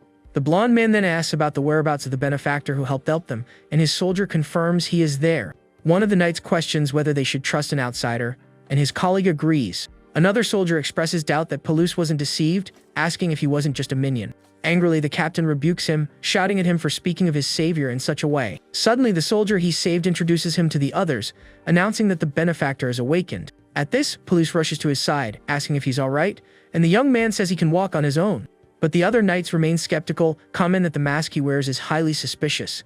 The masked man then confronts them, asking if they don't believe, or simply refuse to believe, that he was victorious. He recalls learning to adjust his microphone so that only the viewers could hear his voice. With a mocking tone, he calls them reckless, and a live stream chat praises his immense confidence. Just then, an older knight approaches with his hand extended, saying he first wants to offer his thanks. The man introduces himself as Dale and extends his hand for a handshake with our hero. As they shake hands, he laments that while he was protecting the village, everyone was mercilessly trampled. Our hero is confused by his choice of words, and the knight confirms it was that guy. The young man then asks if there is someone more dangerous than the chief, and Dale confirms there is. Legend tells that the true giants who battled the gods were sealed away and vanished. The giants they face now are merely traces or lingering thoughts that were left behind. But Dale explains that the giant that appeared after the chief is different, something much closer to the legend. The live stream chat wonders if this isn't an 8th floor level challenge and how it can possibly be defeated. With a determined look, the masked man declares that they have no choice but to defeat it. The other knights call him overconfident, saying he only talks like that because he hasn't faced it yet. Suddenly, Captain Pelus shouts the benefactor's name, grabbing his attention during the discussion. He then reveals an ancient legend about a fragment of lightning hidden atop Millennium Mountain. With a grave expression, the captain is about to reveal the only person who can find this item. With a look of conviction, Pelus reveals he believes only our hero can find the item. Suddenly, a memory surfaces of a village being assaulted by a horde of giants. One of the giants' paddle glares at the villagers with a look of pure malice and cruelty. The legendary giant then appears, calling the stone creature his son with a dark voice. A knight is sent flying by the force of a giant's attack during the battle. The legendary monster then seizes the knight in its hand and, with a cruel smile, says it will crush him. With a powerful grip, it crushes the knight in its hand without a shred of mercy or remorse. With his hand stained, he promises to feed the knight with the red liquid of humans. In the reflection of our hero's eye, we see the legendary giant with its hand stained red. On horseback atop a cliff, he observes the monster, and the chat wonders if it's a true giant. The masked man thinks the trial is trying to get them all finished, and the chat agrees that impossible things happen. The captain warns that the giants will arrive in 3 days, and that he must flee if he can't find the lightning. The protagonist ascends the mountain, thinking that to win, the power of lightning is indispensable. With a serious look at his former self beside him, he declares there's no trial he cannot overcome. He then realizes he used an old catchphrase, and the chat comments that his confidence is off the charts. Several missions pop up in the system, and he's relieved that his identity hasn't been discovered. With the reins in hand, the young man prepares to continue his journey through the rainy mountain. He rides through the downpour and fog, his objective to find the fragment of lightning. The horse stops midway, and the masked man dismounts to continue his search on foot. With a determined expression, he thinks that the lightning fragment must truly be hidden in this place. He faces the rocky mountain, preparing to begin his ascent in search of the item. With a determined look, he starts climbing the mountain with his bare hands, without hesitation. A memory arises, Pelus explaining that the fragment is the stuff of legends, and nothing is known about it. The masked man asks if he knows how to obtain the item, but the captain says he only knows the legend. But he guarantees one thing is certain: whoever wielded lightning in the past annihilated the giants. Far away, the agent holds her device with a lost expression, wondering what happened. Suddenly, she receives a call and celebrates that the contract has finally been successfully closed. Her boss congratulates her, saying she has finally become a real person with this achievement. She asks if that was a compliment, and he says he met with Hawkeye and has something to tell her. But with the contract in hand, she ends the call, leaving her boss completely baffled. Exhausted, the young woman collapses on her bed, and with a satisfied smile, declares her work for the day is done. With a love-struck look and a flushed face, she prepares to watch her streamer's broadcast. She holds the device, commenting that watching and venerating live is a fan's greatest pleasure. On the stream, the protagonist repeats his motto, "There is no trial in the tower that he cannot overcome." With eyes shining with admiration, the agent watches the broadcast with intense focus and affection. But suddenly, she is shocked, wondering what she just heard and if it wasn't a mistake. With a tear streaming down her face, she realizes that was a phrase from 20 years ago. Back on the mountain, a golden lightning bolt splits the sky, striking the peak with immense force. The masked man is enveloped by the golden energy, and the chat wonders if he's not getting desperate. With his foot glowing, he wonders which of the two is more resilient and prepares for the final test. With a battle cry, he declares he will fight until the end and braces for the final challenge. He then punches the rock with all his might, and a massive explosion of energy occurs at the site. With his feet firmly planted, the young man gazes at the result of his attack with a serious expression. Without his mask and with a confident smile, he finally announces he has found what he was looking for. He then turns to face the massive stone door that was revealed by the impact of his punch. With his hand glowing, he explains to the chat that the sensation doesn't translate through the stream, but he feels it. He then reveals that a massive power of lightning is calling out to his own ability. With a determined look, he stares at the large stone door and says the power is coming from there. He then begins to walk toward the door to finally discover what lies on the other side. The chat comments on the door's immense size and wonders how he'll open it without a key. Ignoring the comments, the young man simply places his hand on the stone door. With a smirk, he recognizes the obvious hint, and his hand begins to glow with lightning energy. The system then announces it is generating a lightning bolt, and that his skill is resisting the ability's recoil. With a powerful punch, he prepares to shatter the door, and the chat wonders if he's being serious. He then declares that if the power is calling to him so intensely, he will answer. With all his might, he punches the stone door, lightning energy concentrate in his fist. The attack is so powerful that a massive explosion of golden energy reverberates throughout the entire mountain. From the impact, the stone door shatters into countless pieces, revealing the passage beyond. An intense blue light shines from the other side, and the live stream chat celebrates the hero's grand achievement. With a serious and determined look, he steps into the passage to face whatever awaits him inside. With his feet firmly on the ground, the young man stares into the darkness on the other side with a serious expression. He then enters the passage, and the system warns that he cannot leave until he clears the stage. The location is the path where lightning walks, and we see a statue of a giant stone dragon. Far away at the rainy camp, the knights stand guard, awaiting the hero's return. Inside the tent, the group gathers to drink and discuss the situation, a map spread on the table. Dale then asks Palouse if he truly believes the young man can obtain the lightning. With a confident smile, the captain replies that he can, stating he is absolutely certain of it. The knight questions his decision to place so much faith in a stranger, but Palouse says he has already proven his strength. But Dale grows angry, shouting that it doesn't matter if it's the lightning or not, because they're all doomed anyway. One of the knights glares at him, saying he doesn't understand the true power of the giant they faced. With his eyes wide with fear, the young man says he experienced the monster's power firsthand. Palouse consoles him, saying that even so, they cannot simply give up on this battle. With a smile, he tells them to place their faith in the young hero who is doing all this for them. The young man panics, saying it's easy for him to say since he wasn't there in the village. Suddenly, one of the soldiers rushes in, shouting that the situation outside is dire. He desperately announces that the legendary giant has finally reached their camp. All the knights panic, preparing for the battle that is about to erupt. Meanwhile, our hero explores an ice cavern with high walls and a shimmering blue glow. With a serious expression and his mask on his face, he prepares for the challenge that awaits him. He then walks through the cavern, wondering what exactly he needs to do in this place. The livestream chat comments that there's nothing here, but one viewer suggests the lightning is too fast to see. The masked man agrees, explaining that before it discharges, lightning is just electrical charges in the air. Therefore, he understands this isn't a test where he needs to search with his eyes, but with his senses. He recalls the trial's name and realizes the path is where the lightning walks, not where it currently is. The young man then feels the lightning calling to him, sensing the powerful attraction it has on him. With a determined look, he removes his mask and prepares for what is to come. He then picks up a small stone from the ground and throws it forward into the cave with all his might. The stone is enveloped by a golden energy, and he realizes the invisible lightning is suffused throughout the air. The stone begins to be charged by the energy, and the deeper it travels, the stronger the reaction becomes. Suddenly, the stone explodes in a shower of golden lightning, and the chat wonders what that was. With a smile, he realizes he was right, and that even knowing this, he has no choice but to press forward. He then concludes the test is about his endurance. If he can't withstand it, he will be finished. Without his mask, he faces the path with a serious expression, preparing for the challenge of endurance. Suddenly, a donation of 100 credits appears, the viewer asking what he's so afraid of. Several other missions pop up, and our hero begins his sprint through the cavern of ice and lightning. With a determined look, he expresses his gratitude for the rewards and continues his race for survival. Far away, a cauldron of bubbling soup sits in a stone fireplace over a lit fire. We see a white-haired man sitting in an armchair, calmly scrolling through his device. With a serious expression, he stares at the screen of his device, appearing deeply focused on what he sees. He then looks up with a serious expression, something on his device having caught his attention. Suddenly, he is startled by the arrival of a black-haired girl who has caught him on the sofa. With a curious look, she asks why he is hiding his device in such a way. The young woman teases him, asking if he was watching something inappropriate on his phone. With an awkward smile, he denies hiding anything, claiming his eyes were just tired. She then sits beside him, reminding him that they say his hair grows faster that way. The young man says he stopped watching the live stream, and that he can't shake a strange feeling. With a smile, she asks about his reaction and if he can't relax on the sofa with her there. The young man then panics, shouting at the girl who gave him a very suggestive look. He complains that his eardrums will burst, and the woman tells him to relax and not mind her. With a trembling hand, he hides his device, trying to mask his nervousness about the situation.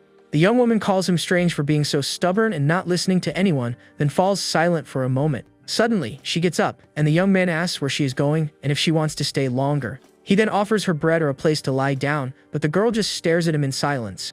With a racing heart, she ascends the stairs, leaving him alone in the room with a thoughtful look. Relieved, he mutters that was a close call, and he almost got caught watching the stream on his phone. He then resumes watching, thinking that if she had found out, she would have caused a huge scene again. With a sad expression, he reflects that even if their positions were reversed, Subaru would never forget them. He then watches the stream, commenting that the personality and manner of speaking are identical to his friends. On the stream, our hero thanks him for the rewards, and the young man comments that he is nothing like the original. With a laugh, he wonders what this is all about, just as the girl surprises him with a hand on his shoulder. Blushing, she questions him, asking if he really thought she wouldn't notice.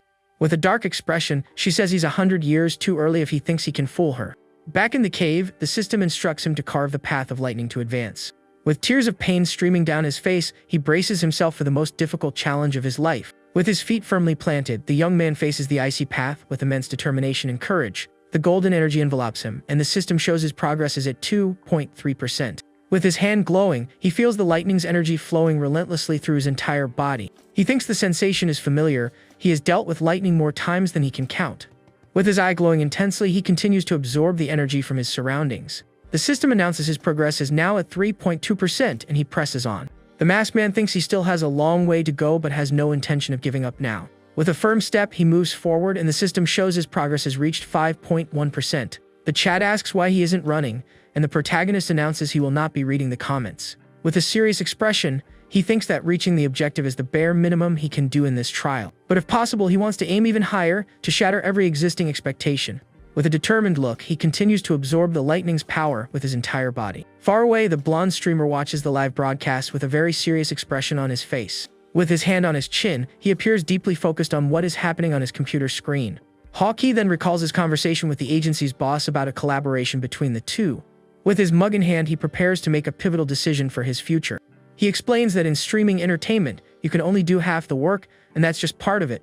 The streamer then says that popularity is determined by family and the players of the current era. Hawkeye agrees, commenting that Subaru's streams are more like a veteran player's vlog. He tells the young man to create his normal content, noting that while Subaru may be a rookie, he has talent. The boss then advises him to ride the comet's tail and become a star that ascends with it. With a determined look, the young streamer considers the proposal with great seriousness and ambition. His eyes shine with the possibility of achieving the fame and success he so deeply desires. With a smile, he recalls that he fled because he lacked confidence and wanted to be greater than everyone. In his mind, he envisions himself as a star in the sky, wondering if he can be like them someday. He reaches his hand toward the starry sky, questioning if he can truly achieve his dreams. Suddenly, he snaps out of his reverie, wondering what he was doing in the middle of work. He then turns his attention back to his computer screen, preparing to continue his live broadcast. With a bead of sweat on his face, he is shocked by what he sees on the screen, wondering if he's going crazy. On the live stream screen, our hero is being relentlessly bombarded by a shower of golden lightning. With his body wounded and bleeding, he continues to absorb the energy with immense pain and effort. Even with his body at its limit, he refuses to give up, continuing to endure the lightning's power in the cave. He groans in pain as the energy courses through his entire body in a brutal test of endurance. The young man then stumps hard on the ground, preparing for the next phase of his deadly challenge. With a cry of pain, he continues to withstand the merciless energy of the lightning that strikes him. With his face dirty and wounded, he faces the pain with a look of determination to conquer this trial. He thinks that the stronger the lightning, the more deeply it penetrates his body in the process. With the golden energy flowing through him, the young man says this should be sufficient for now. He then reveals that even the smallest meridians in his body are beginning to flow with lightning. The system announces his progress has reached 20.7%, and he continues the process. The activation of the minor meridians is underway, and the lightning successfully settles into his body. With a determined look, he thinks he must master this, no matter what happens here. An explanation shows us that the minor meridians are small vessels that connect the entire body. The system warns that the malady of the lightning has begun, and he realizes he's taking a dangerous shortcut.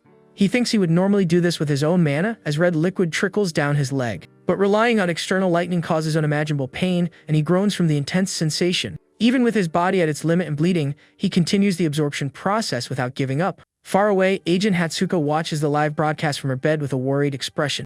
With a hand over her mouth, she groans in distress at seeing the young man suffering on the screen. With a tear on her face, she wonders if he is attempting to open his minor meridians right there. She then realizes he's doing it while moving and without using his own mana. With her hand on her face, the young woman concludes the pain must be unimaginable and that most would pass out. Even though perishing in the trial doesn't affect reality, the pain is still as real as it gets. With her lips pursed, she wonders why he is pushing himself so far and taking such risks. With a flushed face, she stares at the screen, questioning the young streamer's motivations. The system announces his progress has reached 50.3%, and he continues.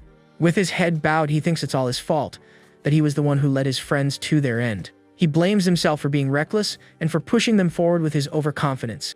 A memory arises, showing his former self telling his companions that there is no trial he cannot overcome. With a confident smile, he tells his friends not to worry, because in the end, he is the one who always wins. His comrades in the Blue Eyes Guild look at him with expressions of admiration and complete trust. With his face bleeding, he remembers what he said and deeply regrets his words from that day. He then continues to blame himself for not being more careful and for his blind self-assurance. With red-rimmed eyes, he thinks that if it weren't for that, none of them would have perished in the battle. The image of the traitor Kazuki flashes in his mind, with a mocking smile and a dagger in hand. The blonde man accuses him of having failed, because he was too full of himself, and that's why everything went wrong. With a cry of pain and rage, the masked man unleashes a blast of golden energy in the ice cave. He then continues to run through the snow, leaving a trail of red liquid and pain in his wake. With no more strength to continue, he finally collapses onto the cave floor, completely spent. With his hand glowing with lightning energy, he passes out in the cold snow and loses consciousness. Suddenly, he finds himself in a green field under a blue sky, a gentle breeze on his face. Confused, the young man wonders where he is and if this is all just a dream or an illusion. He then spots a group of people gathered around a campfire beneath a tree. With a bead of sweat on his face, he looks at the group, wondering if they are real or just memories. With his eyes wide with surprise, he recognizes his former guildmates from the Blue Eyes. He then calls out the name of each of them, his broken heart filled with hope and joy. He then wonders if it was all a dream and falls into a dark and mysterious abyss. Suddenly, one of his friends embraces him from behind, saying he had an incredibly disgusting dream. With a smile and a tear on his face, the young man says he knew they were all alright. But his friends' expressions shift, and they glare at him with looks of pure anger and disappointment. With red eyes, they question him for escaping their fate and for not perishing with them. With a look of despair, the young man calls out to his friends, not understanding what is happening. With a look of contempt, one of his friends accuses him of having acted arrogantly and selfishly. The girl then asks why he didn't protect them, blaming him for her tragic end. With eyes full of hatred, he calls his friend's name, remembering what happened to her. The scene then changes, and all his friends are consumed by a dark, red energy. With his mouth agape in horror, the young man screams in despair at the terrible scene before him. His companions are devoured by shadows, and he can do nothing to save them. He reaches out his hand, shouting for them not to leave, to wait for him in that place. Desperate, the young man pleads with them not to leave him alone, continuing to scream for them. With sweat streaming down his face, he watches helplessly as his friends vanish into the darkness. He begs them to stop, but it's too late, and he collapses to the ground, too weak to continue. Back in the cave, he awakens, realizing it was a hallucination from opening the meridians. The system announces his progress has reached 97%, and that his magical power has increased. With a determined look, he is grateful for being reminded of the reason he is still living. The image of the traitor Kazuki flashes in his mind, and he prepares for his final revenge. The scene returns to the village where knights and villagers are running desperately for their lives. Panic spreads, and civilians scream in horror at the arrival of the giant monster in the village. With a devastating impact, the legendary giant lands with full force, spreading chaos throughout the area. With a cruel smile and glowing eyes, the creature glares down at the humans with pure malice and contempt. One of the knights wonders if this is the true chief, and another laments that the masked man fled. But one of the soldiers says with conviction that their benefactor will surely return for the fight. Polius grows angry, shouting at his men for doubting a stranger who risked his life for them. With a furious look, the captain questions if they can still call themselves true knights. The Night Dale then calms him with a hand on his shoulder, agreeing with the captain's words. He reminds everyone that their primary responsibility is to protect the village above all else. With that, Dale draws his sword, which begins to glow with a mysterious bluish energy. The knight says they should not be the ones protected, but those who protect others in battle. With a battle cry, he commands everyone to fight and perish as knights on this day of despair. Back in the cave, our hero's progress reaches 99% and is nearly complete. The energy then condenses into a golden sphere at the very fragment of lightning he sought. Wearing his mask, he faces the sphere, saying this must be the final objective of the trial. But the system warns that his fatigue has risen to 97, pushing him dangerously close to the limit. With his face bleeding and utterly exhausted, he knows he just needs one last push to achieve his goal. The lightning's energy is so intense that pieces of his mask begin to crack under the pressure. The system warns him that continuing is dangerous, but he takes one final step toward the sphere. With his boot glowing, he takes the last step to reach the fragment of lightning before him. Meanwhile, in the village, a knight stomps hard on the ground, preparing for battle.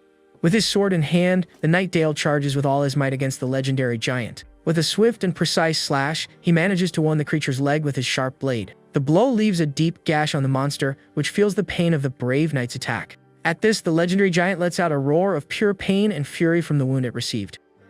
Just then, Captain Pilus exploits the opening and attacks the monster's head in a coordinated assault. With a battle cry, the blonde knight tells his men to leave the rest to him in this battle. He then stomps hard on the ground, using the momentum to launch himself toward the stone giant.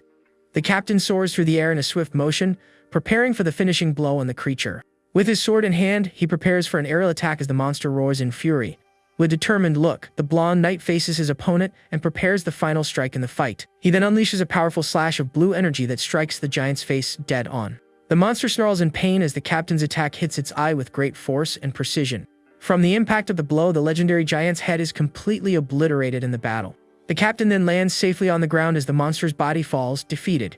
The other knights celebrate the victory, shouting that Pilus and Dale have finally defeated it. Angrily, they continue to strike the monster's body, calling it a disgusting and foul creature. Pilus then smiles at Dale, saying they can relax now, but his friend shakes his head in disagreement. With a serious look, the knight reveals that that was not the monster he was referring to.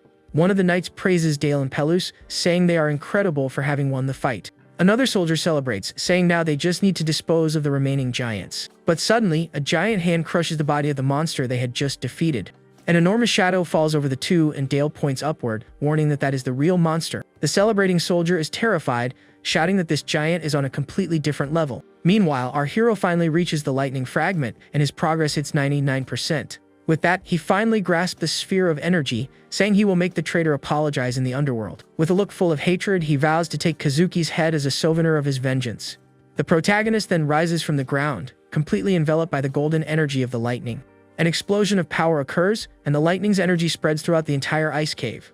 His sword is now wreathed in lightning, and he has finally obtained the power he so desperately needed. With the sphere in hand and utterly exhausted, the young man wonders if this trial is finally over. But suddenly his eyes widen as he realizes something is still about to happen. His body is overloaded, and the system announces his meridians have been opened and his stats have increased. In immense pain, he clutches his head, complaining that if there's one more jolt, he won't be able to take it. Losing consciousness, he begs for at least a warning before being struck by the power again. The young man then collapses to the ground, and the system announces he has successfully passed stage 6. Far away, the agency's boss watches everything with a serious expression in his office. He stares at the screen, commenting that there's a limit to recklessness, and the young man has crossed it. With a sigh, the boss says it seems this young man wasn't cut out to be a real streamer. He then picks up his device and tosses it onto the table with a dry, somewhat frustrated thud. Just then, the boss receives a call from Hawkeye and says he was watching our hero's live stream. The analyst is incredibly excited, calling the young man a true star among stars. John finds him too harsh and more of a player than a streamer, but the blonde man completely disagrees. With a smile, he argues this is the concept viewers want, because the original was a player. He explains that the version of Subaru the audience wants to see is that of a genuine player. With this, the boss understands they are witnessing the birth of a new legendary player. His eyes shine with the revelation, realizing they are watching it all unfold in real time. Back on the live broadcast, our hero's hand lies limp on the icy floor of the cave. Slowly, the young man gets to his feet, and the chat celebrates that he's finally awake and still alive. With a determined look, he opens his eyes, ready to continue what he started in this place. But he feels his fatigue, realizing his body is still at its limit after the last trial. His fatigue has dropped to 81, and he's relieved as the last lightning jolt was unexpected. Several live stream missions are completed, and he receives thousands of credits as a reward for the achievement. With that, his credits rise to 20,420, and he's satisfied with the amount. He sees he needs 40,000 credits to upgrade his skill, but still doesn't have enough. He then wonders if he can earn the rest by defeating the giant and looks at the sphere in his hand. The item is a legendary lightning spear, and the live stream chat goes absolutely wild at the revelation. He thinks that a single, use item you wouldn't even see on the 8th floor is far too rare for this place. With a serious look, he agrees it doesn't resemble a spear and decides to use his credits differently. He explains that for high-rank items, the form can change based on conditions, and the chat praises his knowledge. With that, the masked man announces he is going to defeat it and exits the cave for the final battle of the trial. Back in the village, one of the knights panics, screaming desperately at the scene before him. The true chief emerges, and the giant King Greg glares at the knights with a look of pure malice. The creature throws its long white hair back, releasing an overwhelming pressure onto the battlefield. The monster then reveals its full form with a muscular body and a dark, powerful aura. The system identifies him as the giant King Greg, the seed that swallowed the thunder's own lightning. Pullus shouts for one of his men not to flee, but the knight panics and runs away in fear. Terrified, the young man says with a laugh that he told everyone they knew absolutely nothing. He then kneels before the giant, calling him a god and saying he is not like the other humans. With that, the soldier prostrates himself on the ground, begging the cruel giant monster for mercy. The creature looks down at him and, in a dark and intimidating voice, repeats the word God to the young man. The monster asks if he is comparing him to the other vile and filthy creatures he so despises. Dale then grabs him, ordering him to get up, but the young man continues to scream in pure terror. The knight then shouts for Pulis to take the villagers and run as far away as he can. With a determined look, the older knight prepares to sacrifice himself for the village and for everyone. Desperate, the captain screams his friend's name with all the strength he has left. But it's too late. The giant simply crushes the knight's body with its enormous hand. With a look of pure despair, Pulus admits he can see no path to victory here. But with a determined look, he realizes the only option remaining is an escape route. To his surprise, however, the escape route is also blocked by a horde of stone giants. With a look of pure despair, the captain doesn't know what to do, finding himself trapped. With clenched teeth, he faces the situation with frustration, seeing no chance of victory. Desperate, the captain shouts to the giant that he knows who took down his son to buy time. The giant king then stops, glaring at him with a serious expression, asking who was responsible. The monster glares at the blonde knight with its glowing eyes, repeating the question with more anger. With sweat streaming down his face, Pulus unsheathes his sword, preparing for what's next. With the tip of his sword glowing, he points for the mountain, saying the culprit is there. He explains the human went there to gather strength and eliminate all the giants at once. With his sword pointed, he prays the giant will be deceived and head for the mountain. But with a serious and intimidating look, the creature declares that this is all a blatant lie. With a furious look, the monster questions if the human isn't right here, and if he just pointed to a random place. The giant then demands the knight answer immediately, or he will suffer the consequences. Suddenly, a golden lightning bolt splits the heavens, striking the mountaintop with incredible force. The captain is stunned by the light, and the monster stares at the phenomenon with a look of pure surprise. A mysterious silhouette then begins to form amidst the explosion of golden energy. With a shocked look, Pulus whispers the word, benefactor, and the system announces the start of Stage 7. From atop the mountain, our hero observes the battle, remarking that this will be the final challenge. He complains that if anything stronger appears, he can no longer call this a second-floor trial. With a determined look and his body wounded, he says it's alright and that he'll see this through to the end. He says he only needs to hit it once and uses his credits to upgrade one of his skills. With the sphere in hand, he knows his current self cannot win, but he must stop it no matter what. The young man then raises the sphere, and the system announces the initialization of the lightning spear has begun. A golden bolt of lightning shoots into the heavens as he prepares to use the legendary item's full power. A storm of golden lightning begins to brew in the sky, and dark clouds envelop the mountain. The energy concentrates, forming a vortex of power for our hero's final attack. With his arm raised, he controls the storm, and the system shows the initialization rate is at 10%. His fatigue climbs to 84, but he continues to charge the power of the lightning spear. The energy is so intense that the young man must use all his strength just to control it.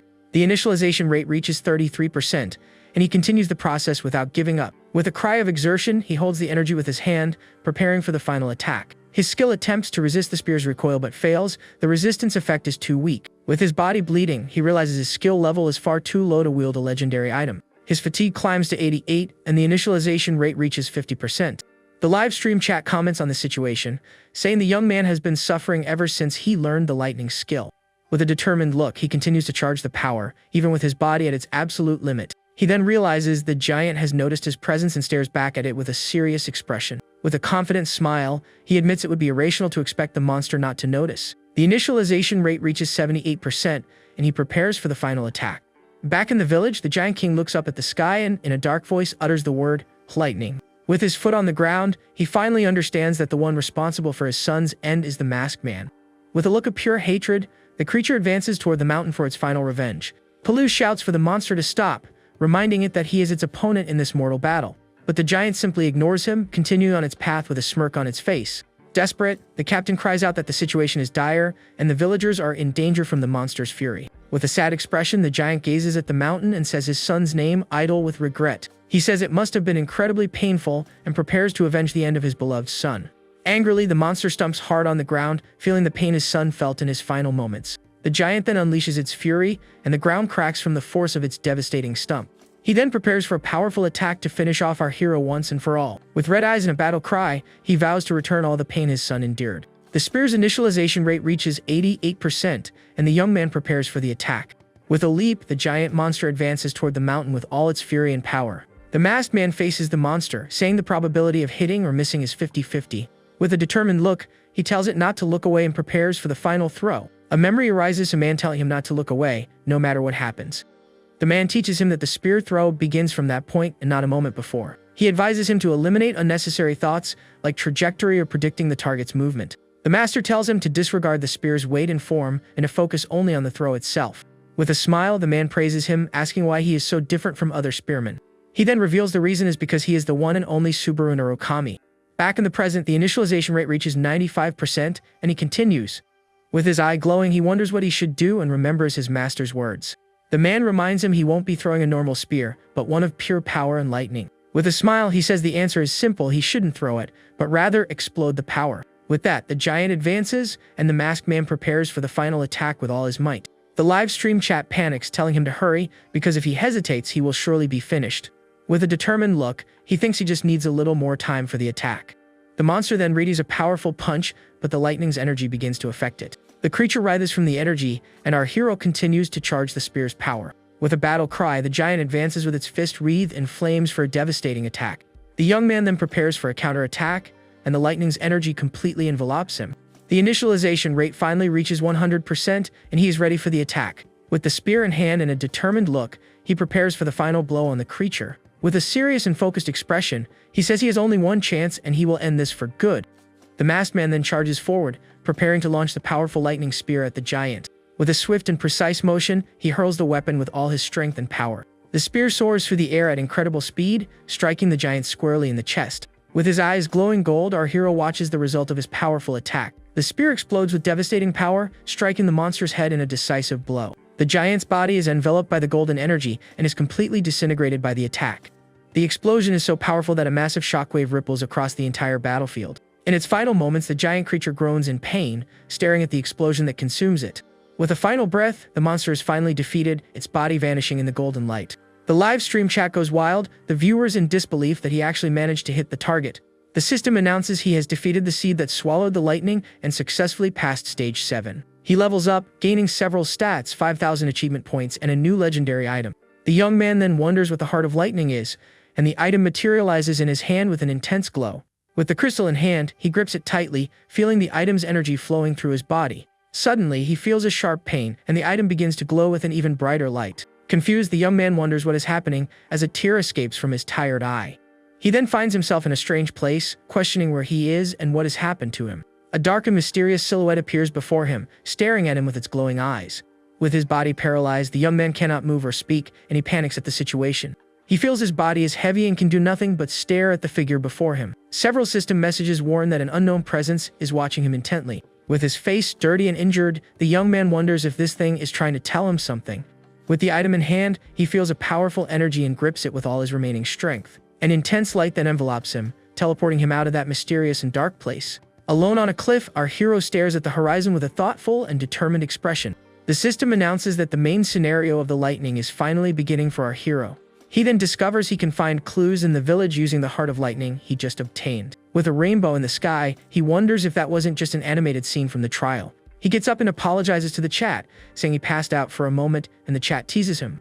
With his device in hand, the young man remembers he needs to accept the credits from the live stream missions. Several missions are completed, and his credits soar to over 40,000 at once. Tired, he tells the chat he'll see them next time and ends the live broadcast of the trial. With that, the system announces that our hero's live broadcast has officially ended. Far away in a coffee shop, Agent Hatsuka congratulates him on his excellent work in the tower's exam. He asks if the stream turned out that well, and she confirms it was absolutely perfect. With a smile, she reveals that the peak viewership reached 3,000, and he is quite shocked. He apologizes, saying he was focused on the exam, and the agent is surprised by his attitude. The woman praises him, saying that for a rookie, 3,000 viewers is incredible and that his timing was perfect. She then asks if he did that intentionally, and he replies that this is the part everyone is curious about. The masked man reveals he plans to check the rewards with the viewers to maintain a natural feel. The agent becomes smitten, thinking her boss's worries were completely unnecessary. With a smile, she leans across the table, saying she has a gift for him, and the young man is intrigued. The woman then reveals it is a special gift that he will surely be unable to refuse. With a mischievous smile and a seductive look, she repeats that it is a very special gift for him.